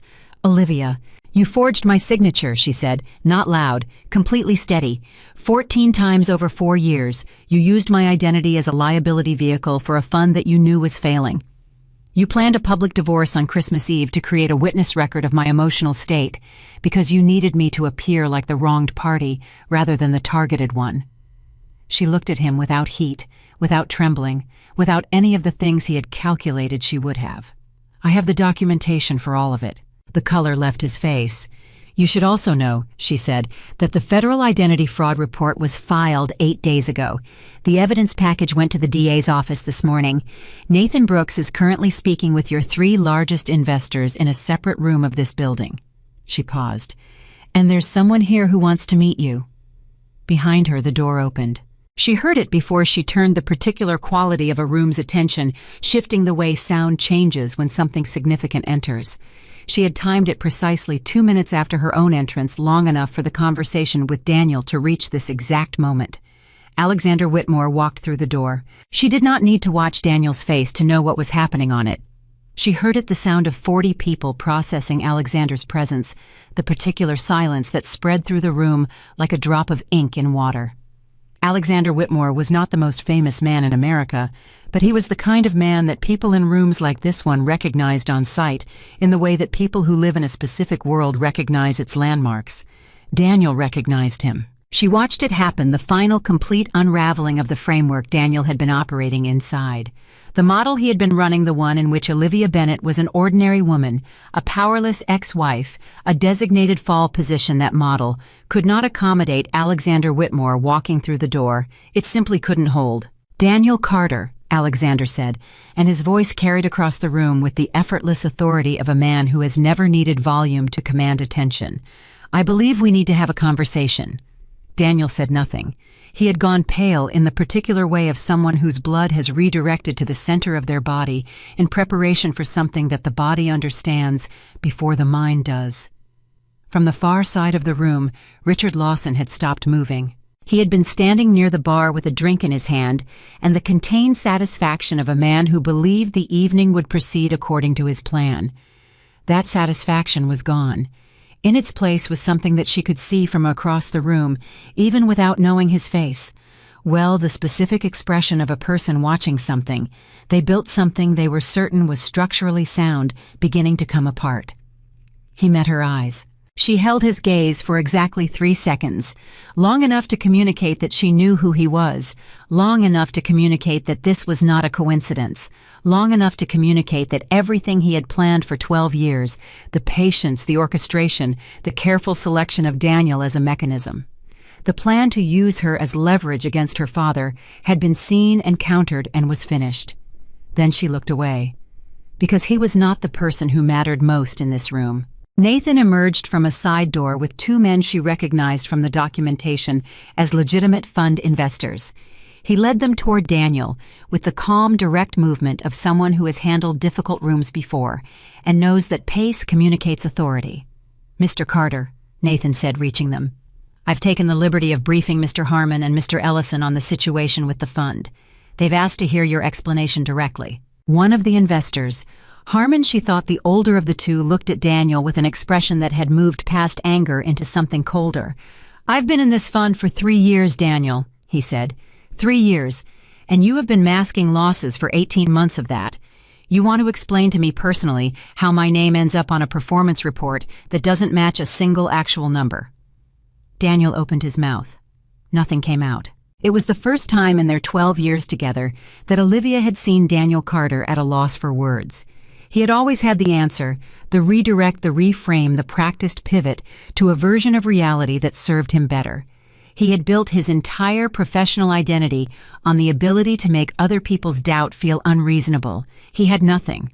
"The DA has an evidence package," Nathan said to Harmon and Ellison, not unkindly. "Your investment is part of the fraud record, which means your recovery position is actually stronger than you might expect. I can walk you through the details." He guided them toward the side of the room. Olivia turned to find Vanessa Cole. It took her a moment. Vanessa had been moving instinctively, trying to position herself closer to an exit, the particular body language of someone recalculating escape routes. She was 20 feet away, and she had gone very still when she saw Olivia looking at her. Olivia walked toward her. Vanessa held her ground. Credit to her, she didn't run. She stood with her chin up and her face arranged in an expression of defiance that was doing a great deal of work to conceal something else. "I'm not going to make a scene," Olivia said when she reached her. "I'm not going to threaten you. I'm going to tell you one thing, and it's practical information, not a speech." She looked at Vanessa steadily. "Nathan has your administrative records from the fund, the document preparation, the formatting templates, the storage system design. He has communications that show you understood the full scope of what was being done." She paused. "I don't know what Lawson told Daniel, and I don't know what Daniel told you, but I know that the people who built this used you as a mechanism the same way they used me. The difference is that I didn't know. You did." Vanessa said nothing. "That matters legally," Olivia said. "I'm telling you so you can make an informed decision about how you want to proceed from tonight." She walked away. She found Alexander at the edge of the room where he had positioned himself with the instinct of someone who understands that the most powerful position in a room is often the still one. He was watching the room process itself, the investors clustering the conversations, shifting the particular entropy of an event whose assumed premise has been removed. "Lawson is still here," she said. "I know," Alexander said. "He's been watching us. He's deciding something." She looked across the room. Lawson was still at the bar. He had set his drink down. He was a man in his late 50s with a face that carried the particular quality of someone who has spent a long time being certain of things, and that certainty was undergoing rapid revision. I was looking at Alexander. "He's going to approach you," she said. "Yes," Alexander said. "What are you going to say to him?" Alexander looked at her. "I thought I might let you decide that." She looked at Lawson across the room. She thought about 12 years. She thought about his plan, the patience of it, the architecture, the way he had identified her existence as a vulnerability and built an entire mechanism around exploiting it. She thought about Daniel being found, being guided, being given a blueprint for using her identity as a liability vehicle. She thought about Vanessa, who had believed she was on the inside of something and was about to discover she was also a mechanism. She thought about what she wanted, not what would hurt Lawson most. Not what would satisfy the 12 years of his scheming, what she actually wanted. "Tell him the truth," she said. "Tell him Nathan has everything. Tell him the negotiation he was planning to propose is not available because there is nothing for him to leverage. Tell him that the only decision left to him is whether he cooperates with the proceeding or doesn't, and that decision affects how the next several years of his life go." She paused. "And tell him my mother said hello." Alexander looked at her. "She built the mechanism that undid him," Olivia said. "He spent 12 years planning this, and my mother outmaneuvered him from 31 years ago with a letter and a trust condition. He should know that." Something moved through Alexander's face, something complex and private that she thought was probably grief and pride in equal measure, the particular combination that belongs to people who loved someone who is gone. "I'll tell him," Alexander said. Lawson crossed the room toward them 5 minutes later.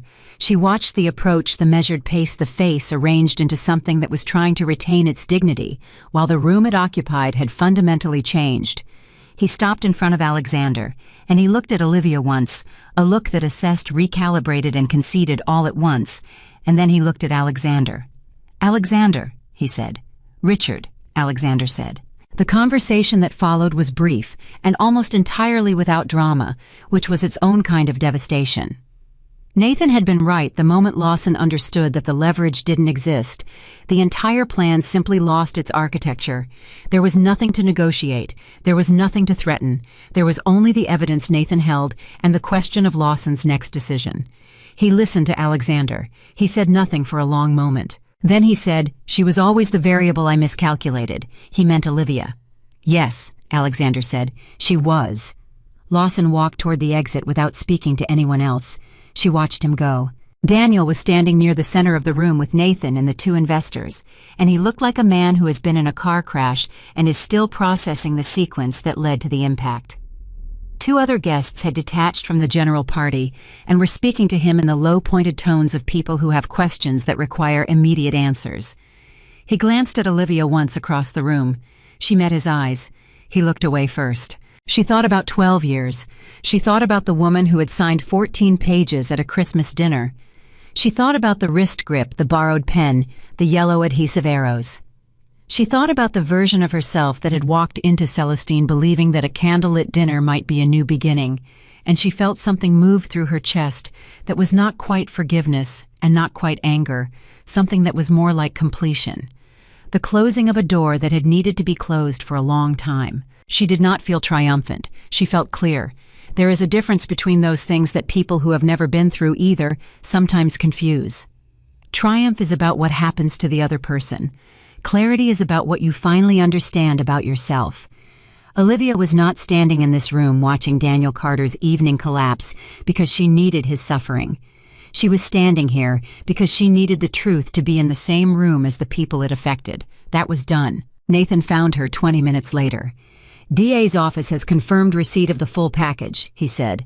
"They're treating it as priority given the scale of the fraud. You should expect formal proceedings to begin within the week." He paused. "The foundation, the educational nonprofit with the $250 in the fund, their recovery is guaranteed. The paperwork is already done." "Thank you," she said. "How are you doing?" he said. It was the first time he had asked her that question in 10 days, and she understood why he had been careful to treat her as a principal, not as a person requiring management, and asking after her well-being was a different register. She thought about it honestly. "I'm okay," she said. "I'll be more okay tomorrow, but right now, yes, I'm okay." He nodded. "That sounds right." Alexander appeared at her elbow. "Ready to go," he said, not pushing offering. She looked around the room one more time. The gathering had fractured into the uncomfortable reconfiguration of an event whose host has been publicly compromised, small groups lowered voices, the particular social entropy of a room that no longer knows what it's celebrating. She had no need to stay in it. "Yes," she said. They left. In the car, she and Alexander sat in silence for a few minutes. Not the weighted silence of the first night, something more settled, more mutual. The silence of two people who have been through something significant together and don't need to narrate it. Then Alexander said, "Your mother would have—" He stopped, tried again. "I think she would have been—" "I know," Olivia said. She reached over and she did something she had not done yet. In the 10 days they had known each other, she put her hand over his, briefly the simplest possible gesture of connection between two people who are finding their way towards something that doesn't have an established name. He didn't say anything, neither did she. The car moved through New Year's Eve Manhattan, and through the windows, the city was doing what it always did on the last night of the year, gathering itself toward midnight, toward the moment of collective reset, toward the particular human insistence on marking endings, and insisting that what follows will be different. Outside, someone released a string of fireworks early, and the light moved across the windows of the car, in colors briefly illuminating everything and then going dark. She thought, I am not the same woman who was in this car 10 days ago. She thought, that is the truest thing I know right now. She thought, tomorrow there will be a great deal to do, proceedings documentation, the long work of legally unraveling everything Daniel and Lawson had built. Tomorrow, Nathan would be back at the table with more papers and more decisions. Tomorrow, the news of Daniel's fraud would begin its movement through the financial community and the professional world that had known him, and she would have to navigate the particular difficulty of being visible in a story she had not chosen. But tonight, for just these few minutes in the back of a car, moving through a city that was almost midnight, she allowed herself to set all of that down. She was still here. She was more than still here. She was for the first time in longer than she could accurately calculate entirely and completely herself. And that, it turned out, was the thing Daniel Carter had never managed to take from her, not in 12 years of marriage, not in a Christmas Eve dinner designed to erase her, not in 4 years of forged signatures and constructed liability. She had stayed herself. Her mother had said it. She finally understood it. The new year arrived without ceremony for Olivia. While the rest of Manhattan counted down and kissed and poured champagne and made the particular promises that people make at midnight, knowing they will spend January renegotiating them. She was asleep in Alexander's guest room by 11:15, which was the first time in 10 days she had gone to sleep before 2 in the morning. She slept without dreaming, or if she dreamed, she didn't remember it, and when she woke at 7 on the first morning of the new year, the first thing she felt was not grief or anger or the residual adrenaline of the night before. She felt hungry. She went to the kitchen and made eggs, which she hadn't done in Alexander's kitchen before, and when Samuel appeared in the doorway at 7:30, he stopped and looked at the situation. Olivia Bennet at the stove, eggs in the pan, the particular domestic ease of someone who has decided a space is safe enough to cook in, and he said nothing, just walked to the cabinet and got out 2 plates without being asked. They ate breakfast together while Alexander slept. "How do you feel?" Samuel said. "Like something finished," she said, "and something else hasn't started yet, that in-between feeling." Samuel nodded. "That's accurate." "How long does it last?" she said. He considered that seriously, the way he considered most things. "It depends on what you decide to do with it," he said. "Some people wait for it to pass on its own. Some people make a decision, and the in-between ends because the decision ends it." She ate for a moment. "You've known Alexander a long time." 23 years, Samuel said. "What was he like when he found out about me?" she said. Samuel was quiet for a moment, and she could see him deciding how much of this belonged to her. He decided it all did. "He sat very still for a long time," Samuel said. "He read your mother's letter, and then he sat in that chair." He gestured toward the living room for almost 2 hours without speaking. Then he said, "Find her. Make sure she's safe. Don't disturb her life unless she needs us." That was the directive for the next 18 months. He paused. "He looked at photographs of you. He had me compile what I could find, professional ones, a few from social media. He kept one on his desk." Olivia looked at her plate. "He never told me any of this," she said. "He was afraid of many things," Samuel said. "That you wouldn't want to know him, that knowing him would complicate your life, that the protection he could offer came with a weight that your mother had specifically tried to spare you." He paused again. "He's still afraid of some of those things. He just decided that being afraid is less important than being present." She looked up. "He told you that?" "Last week," Samuel said, "after you told him you wanted to be in every meeting and every document review. He called me afterward and said, 'She's going to be fine.' And he sounded..." Samuel considered. "He sounded like a man who has been holding his breath for 18 months and finally exhaled." She sat with that. Then she said, "Tell him when he wakes up that I want to talk to him today. Not about the legal situation, about other things, about what comes next." Samuel nodded. "I will." The formal proceedings against Daniel Carter began on January 8th. The DA's office moved quickly. Nathan had been right about the strength of the documentation package, and the federal identity fraud statute meant the jurisdiction was unambiguous, and the evidence standards, while high, had been met comprehensively. Daniel was arraigned on 5 counts of identity fraud, 3 counts of financial document forgery, and 2 counts related to the fraudulent misrepresentation to investors. Olivia was in the courtroom for the arraignment. She had not told Daniel she would be there. He walked in with an attorney she didn't recognize. Expensive suit, the particular composure of someone who has been paid to project composure on behalf of clients who have none of their own. Daniel's face was the face of a man who has had 11 days to process the collapse of a plan he had been certain was airtight, and the processing had not resolved into anything clean. He looked like what he was, a man who had made very specific decisions and was now in the room where those decisions lived. He saw her immediately. She was sitting in the 4th row with Nathan beside her, and she was dressed simply. Dark blazer, her mother's pearl earrings, the consistent choice she had been making since New Year's Eve of dressing for herself rather than for anyone's reaction. She met his eyes across the courtroom. He held her gaze for 2 seconds, then he looked at the floor. The arraignment took 40 minutes. Bail was set. His attorney entered a not guilty plea that no one in the room appeared to find convincing, including, she thought, Daniel himself. When it was over, and the court began its procedural reconfiguration, she stood up and gathered her things with the unhurried calm of someone who has attended many important meetings and knows that the meaning of a thing is not located in its duration. Nathan touched her elbow. "You okay?" "Yes," she said. "I'm okay." Outside the courthouse, the January air was different from the December air she had walked into after Celestine, still cold, but with a quality of brightness, the particular clarity of winter light when the sky has nothing left to hide behind. She stood on the steps and breathed it. Nathan came to stand beside her. "The investors' recovery proceeding files next week," he said. "The foundation will have confirmation of the guarantee within 10 days. "Good," she said. "Vanessa Cole entered into a cooperation agreement this morning," he said. "Her attorney contacted us at 6 a.m. That was news." "What does she get?" "Reduced charges in exchange for full testimony about Lawson's involvement and the document preparation timeline," Nathan said. "We don't need her testimony at this point, but it strengthens the case against Lawson significantly." "She's protecting herself," Olivia said. "Yes," Nathan said. "That's rational," Olivia said.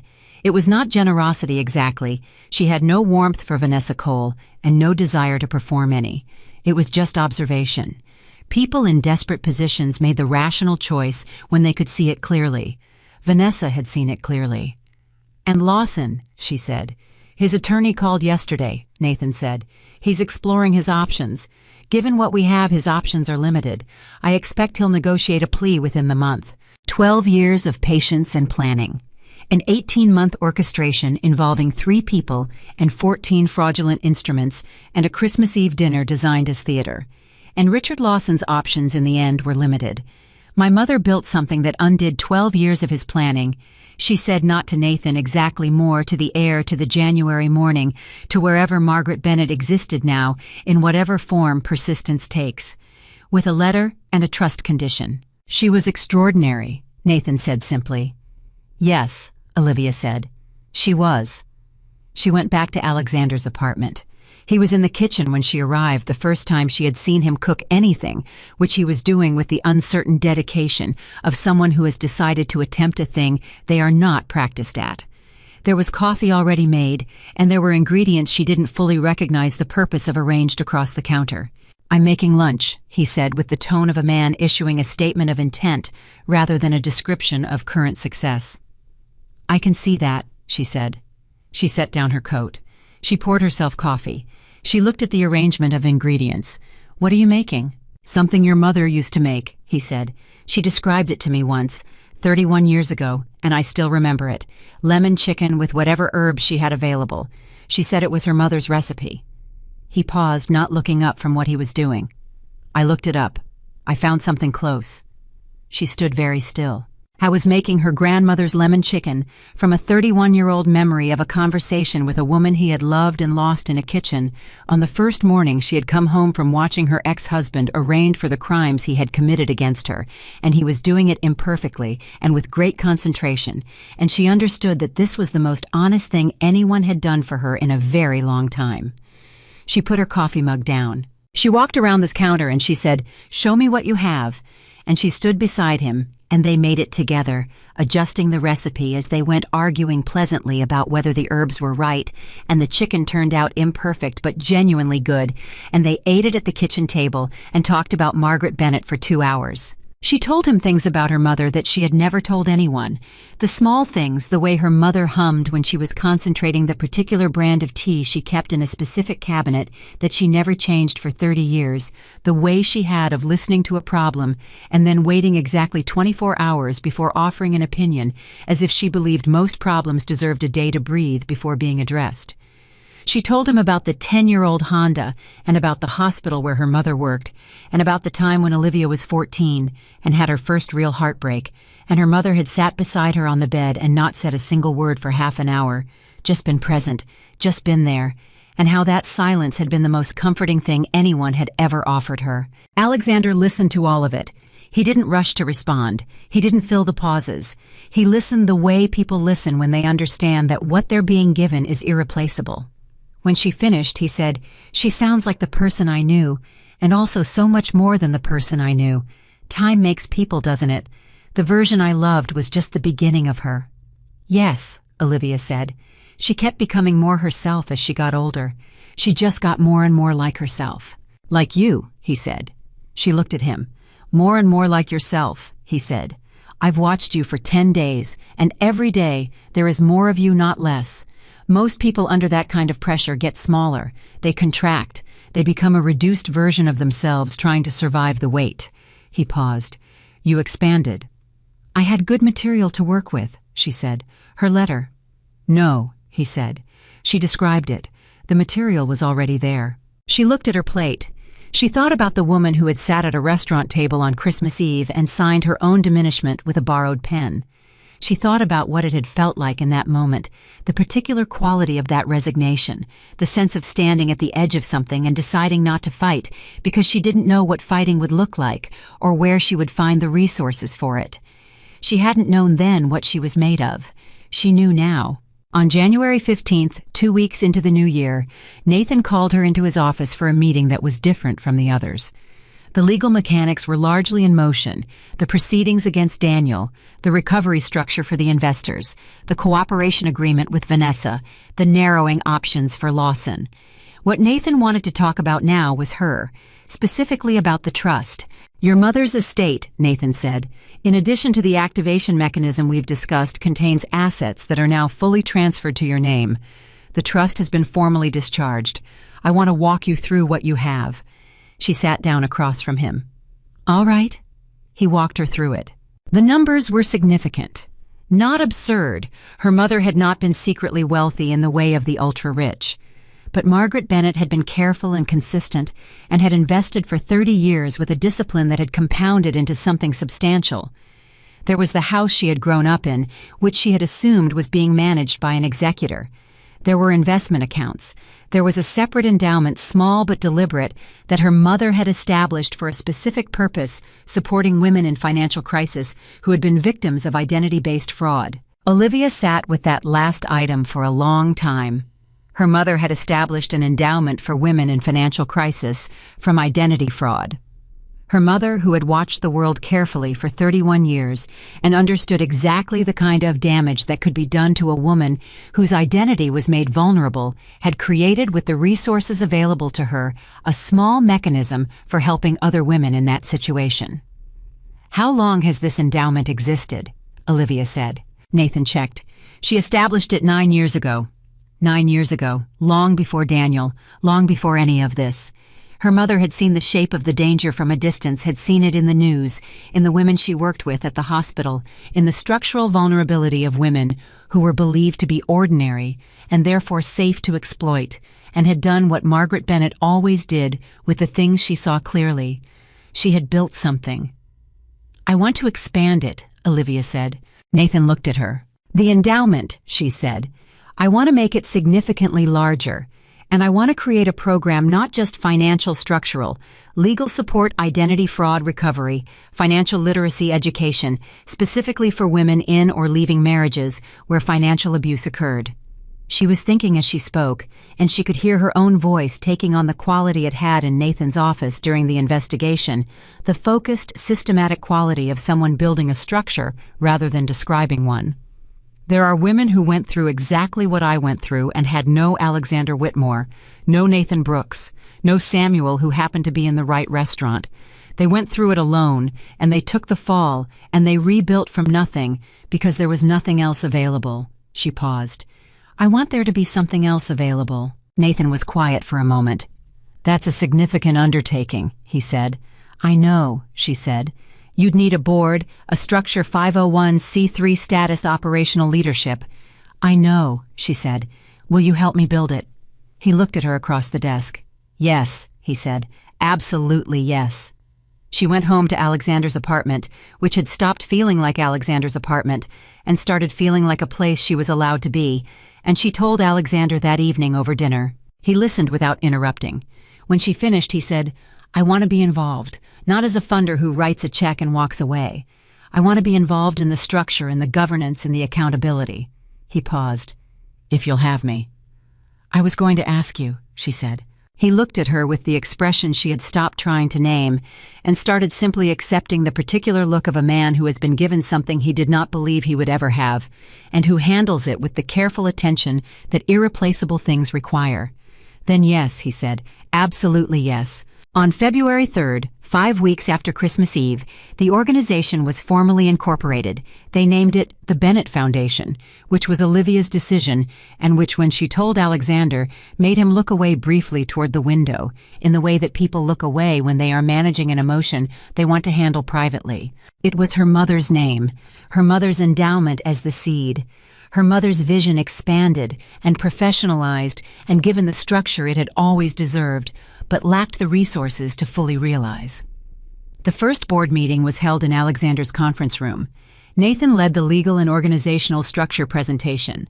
Samuel took notes with the quiet efficiency that characterized everything he did. Olivia ran the meeting. She had never run a board meeting before. She ran this one with the particular combination of preparation and adaptability that Nathan had recognized in their first sessions, asking the right questions, knowing when to defer to expertise, knowing when her own judgment was the relevant expertise, and keeping the whole thing moving at the pace of people who have something important to build and want to get on with building it. After Alexander caught her in the hallway and said, "You ran that room." "It's my organization," she said. "That's not what I mean," he said. "I mean you ran it the way people run rooms when they've been doing it their whole lives. Where does that come from?" She thought about it. 12 years of watching someone who was good at it, she said, and then 10 days of doing it under pressure, and then, she paused, and then deciding I was done watching. He laughed, the same surprised, genuine sound he had made on Christmas Eve when she asked for a phone charger. She had come to love that laugh. It was the laugh of a man who finds unexpected joy and doesn't try to contain it. "Your mother ran rooms too," he said. "She just did it differently. She did it with questions instead of statements. She would ask something and the room would reorganize around the question without realizing she had moved it." He smiled. "You do it with clarity. You say the clear thing and the room adjusts. Different method, same effect." "Nature and nurture," she said. "Both," he agreed. On February 19th, Daniel Carter entered a plea agreement. Nathan called her at 8 in the morning. 3 counts, he said. The DA negotiated down from 5 in exchange for full cooperation on Lawson. He's looking at 2 years, likely serves 14 to 18 months with good behavior. She sat with that for a moment. 14 to 18 months. For 4 years of systematic fraud, identity theft, and a carefully constructed plan to destroy another person's life and use her name as a shield for his own crimes. It was less than she might have wanted in some abstract version of justice. It was what the system produced from the evidence available and the calculation of prosecutors who had many cases and limited courtrooms. "And Lawson," she said. "His plea negotiation is ongoing," Nathan said. Given Vanessa's testimony and Daniel's cooperation, his exposure is significant. I expect a sentence in the 4 to 6 year range. 4 to 6 years. 12 years of planning, an entire architecture of patience and grievance and careful orchestration. And Richard Lawson's reckoning was 4 to 6 years in a federal facility. She thought about whether that felt like justice. She decided that justice was not a feeling, it was a structure. And the structure had done what it was supposed to do. It had named what happened, it had assigned consequence, and it had created a record that could not be revised or reframed. That record existed now.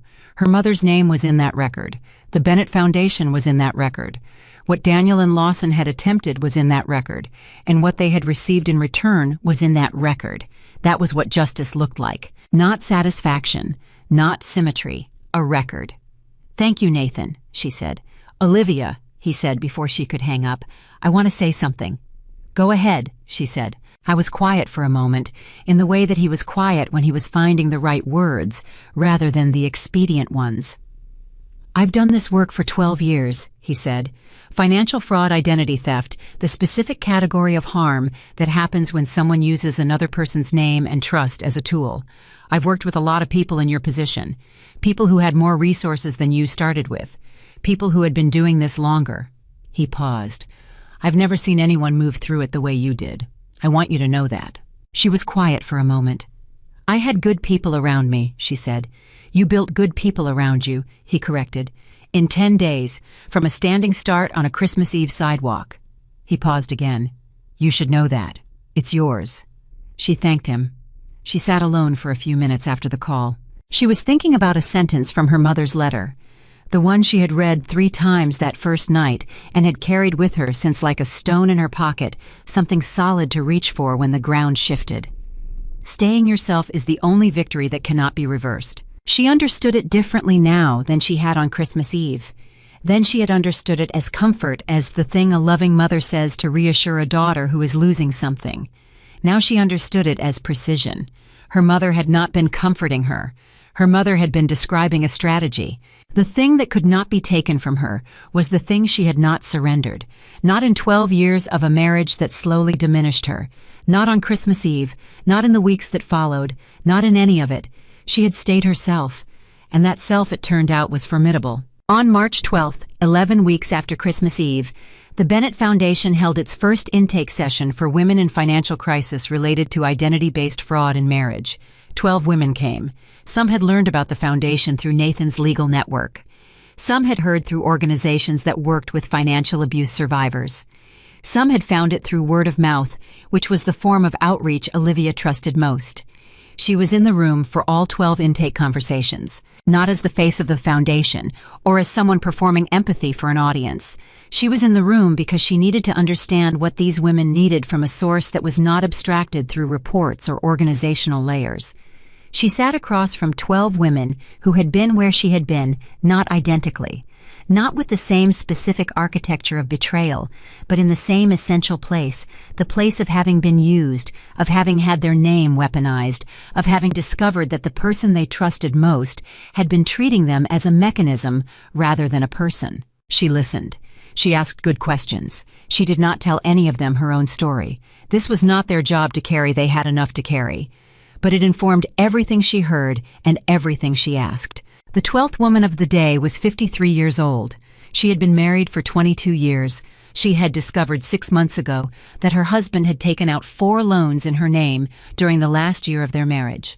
She had been dealing with the credit consequences alone without legal representation, without anyone who understood the specific intersection of family law and financial fraud that her situation required. She sat across from Olivia and she said, "I feel like such an idiot. I trusted him completely. How do you trust someone completely and miss something like that?"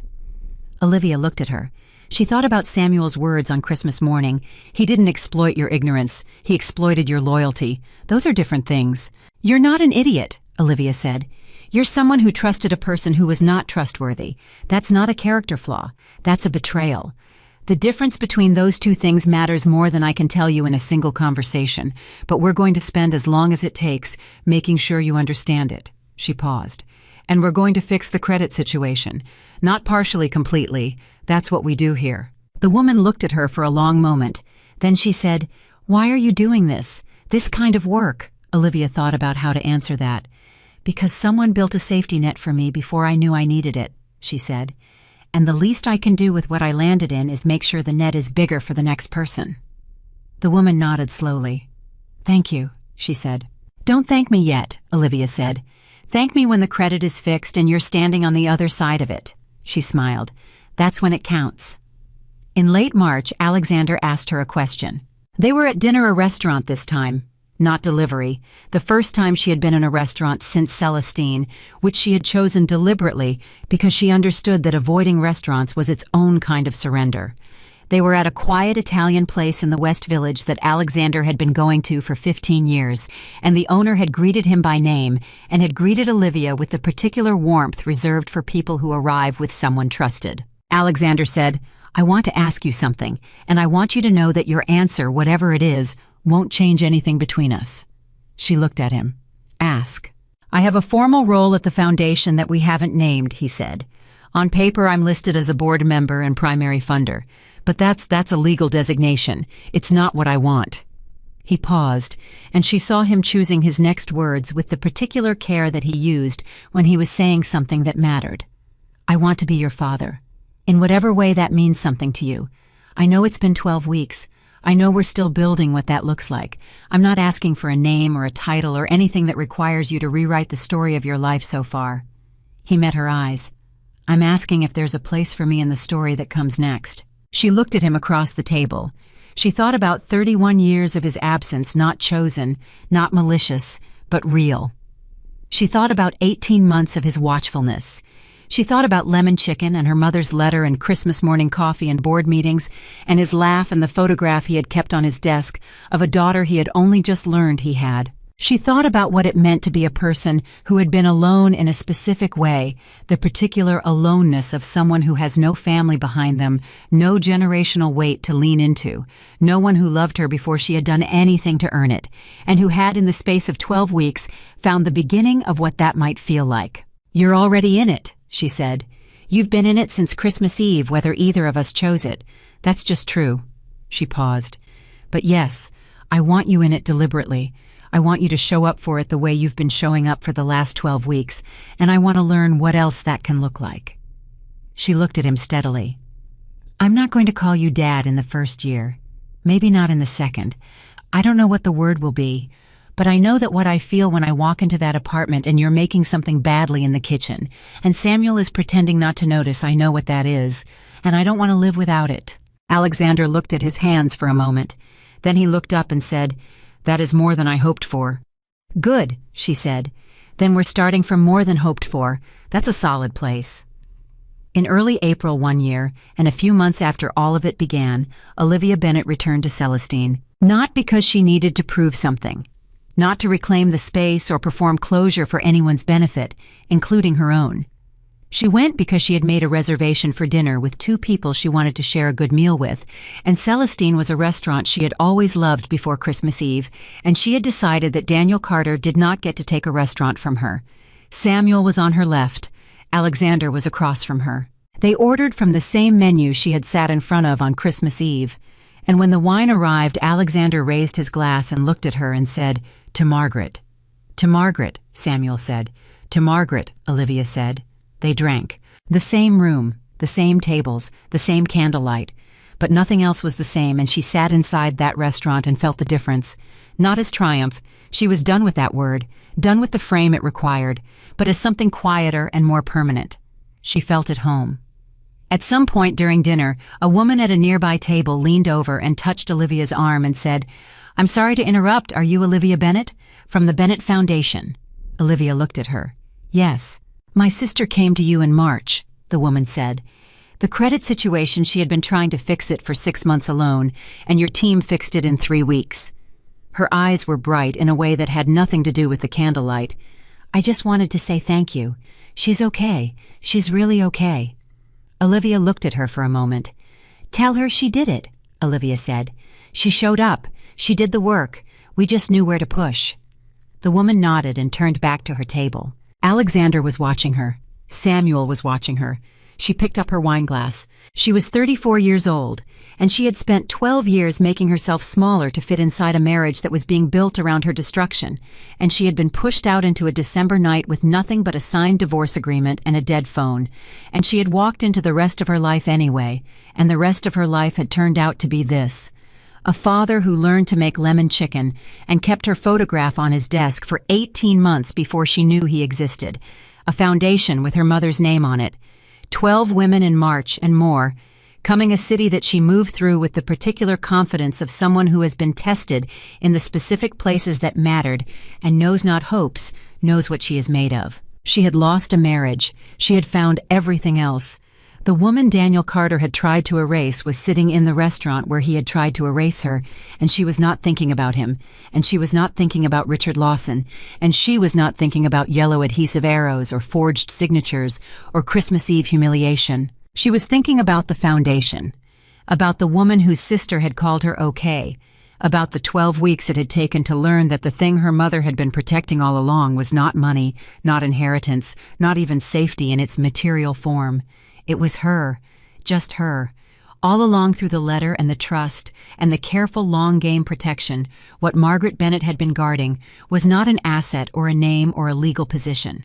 It was the possibility of this moment, this dinner, this glass, this room where her daughter sat in full possession of herself, clear-eyed and unbroken, and entirely irreversibly her own. The woman who had signed those papers on Christmas Eve was gone. She did not come back. What came back was someone those papers could never have contained. And that woman, Olivia Bennett Whitmore, founder and builder, daughter and architect, the ordinary woman nobody could ever underestimate again, raised her glass one more time quietly to the mother who had seen this moment coming and made sure her daughter had everything she needed to meet it. She was ready. She had always been ready. She just hadn't known it yet.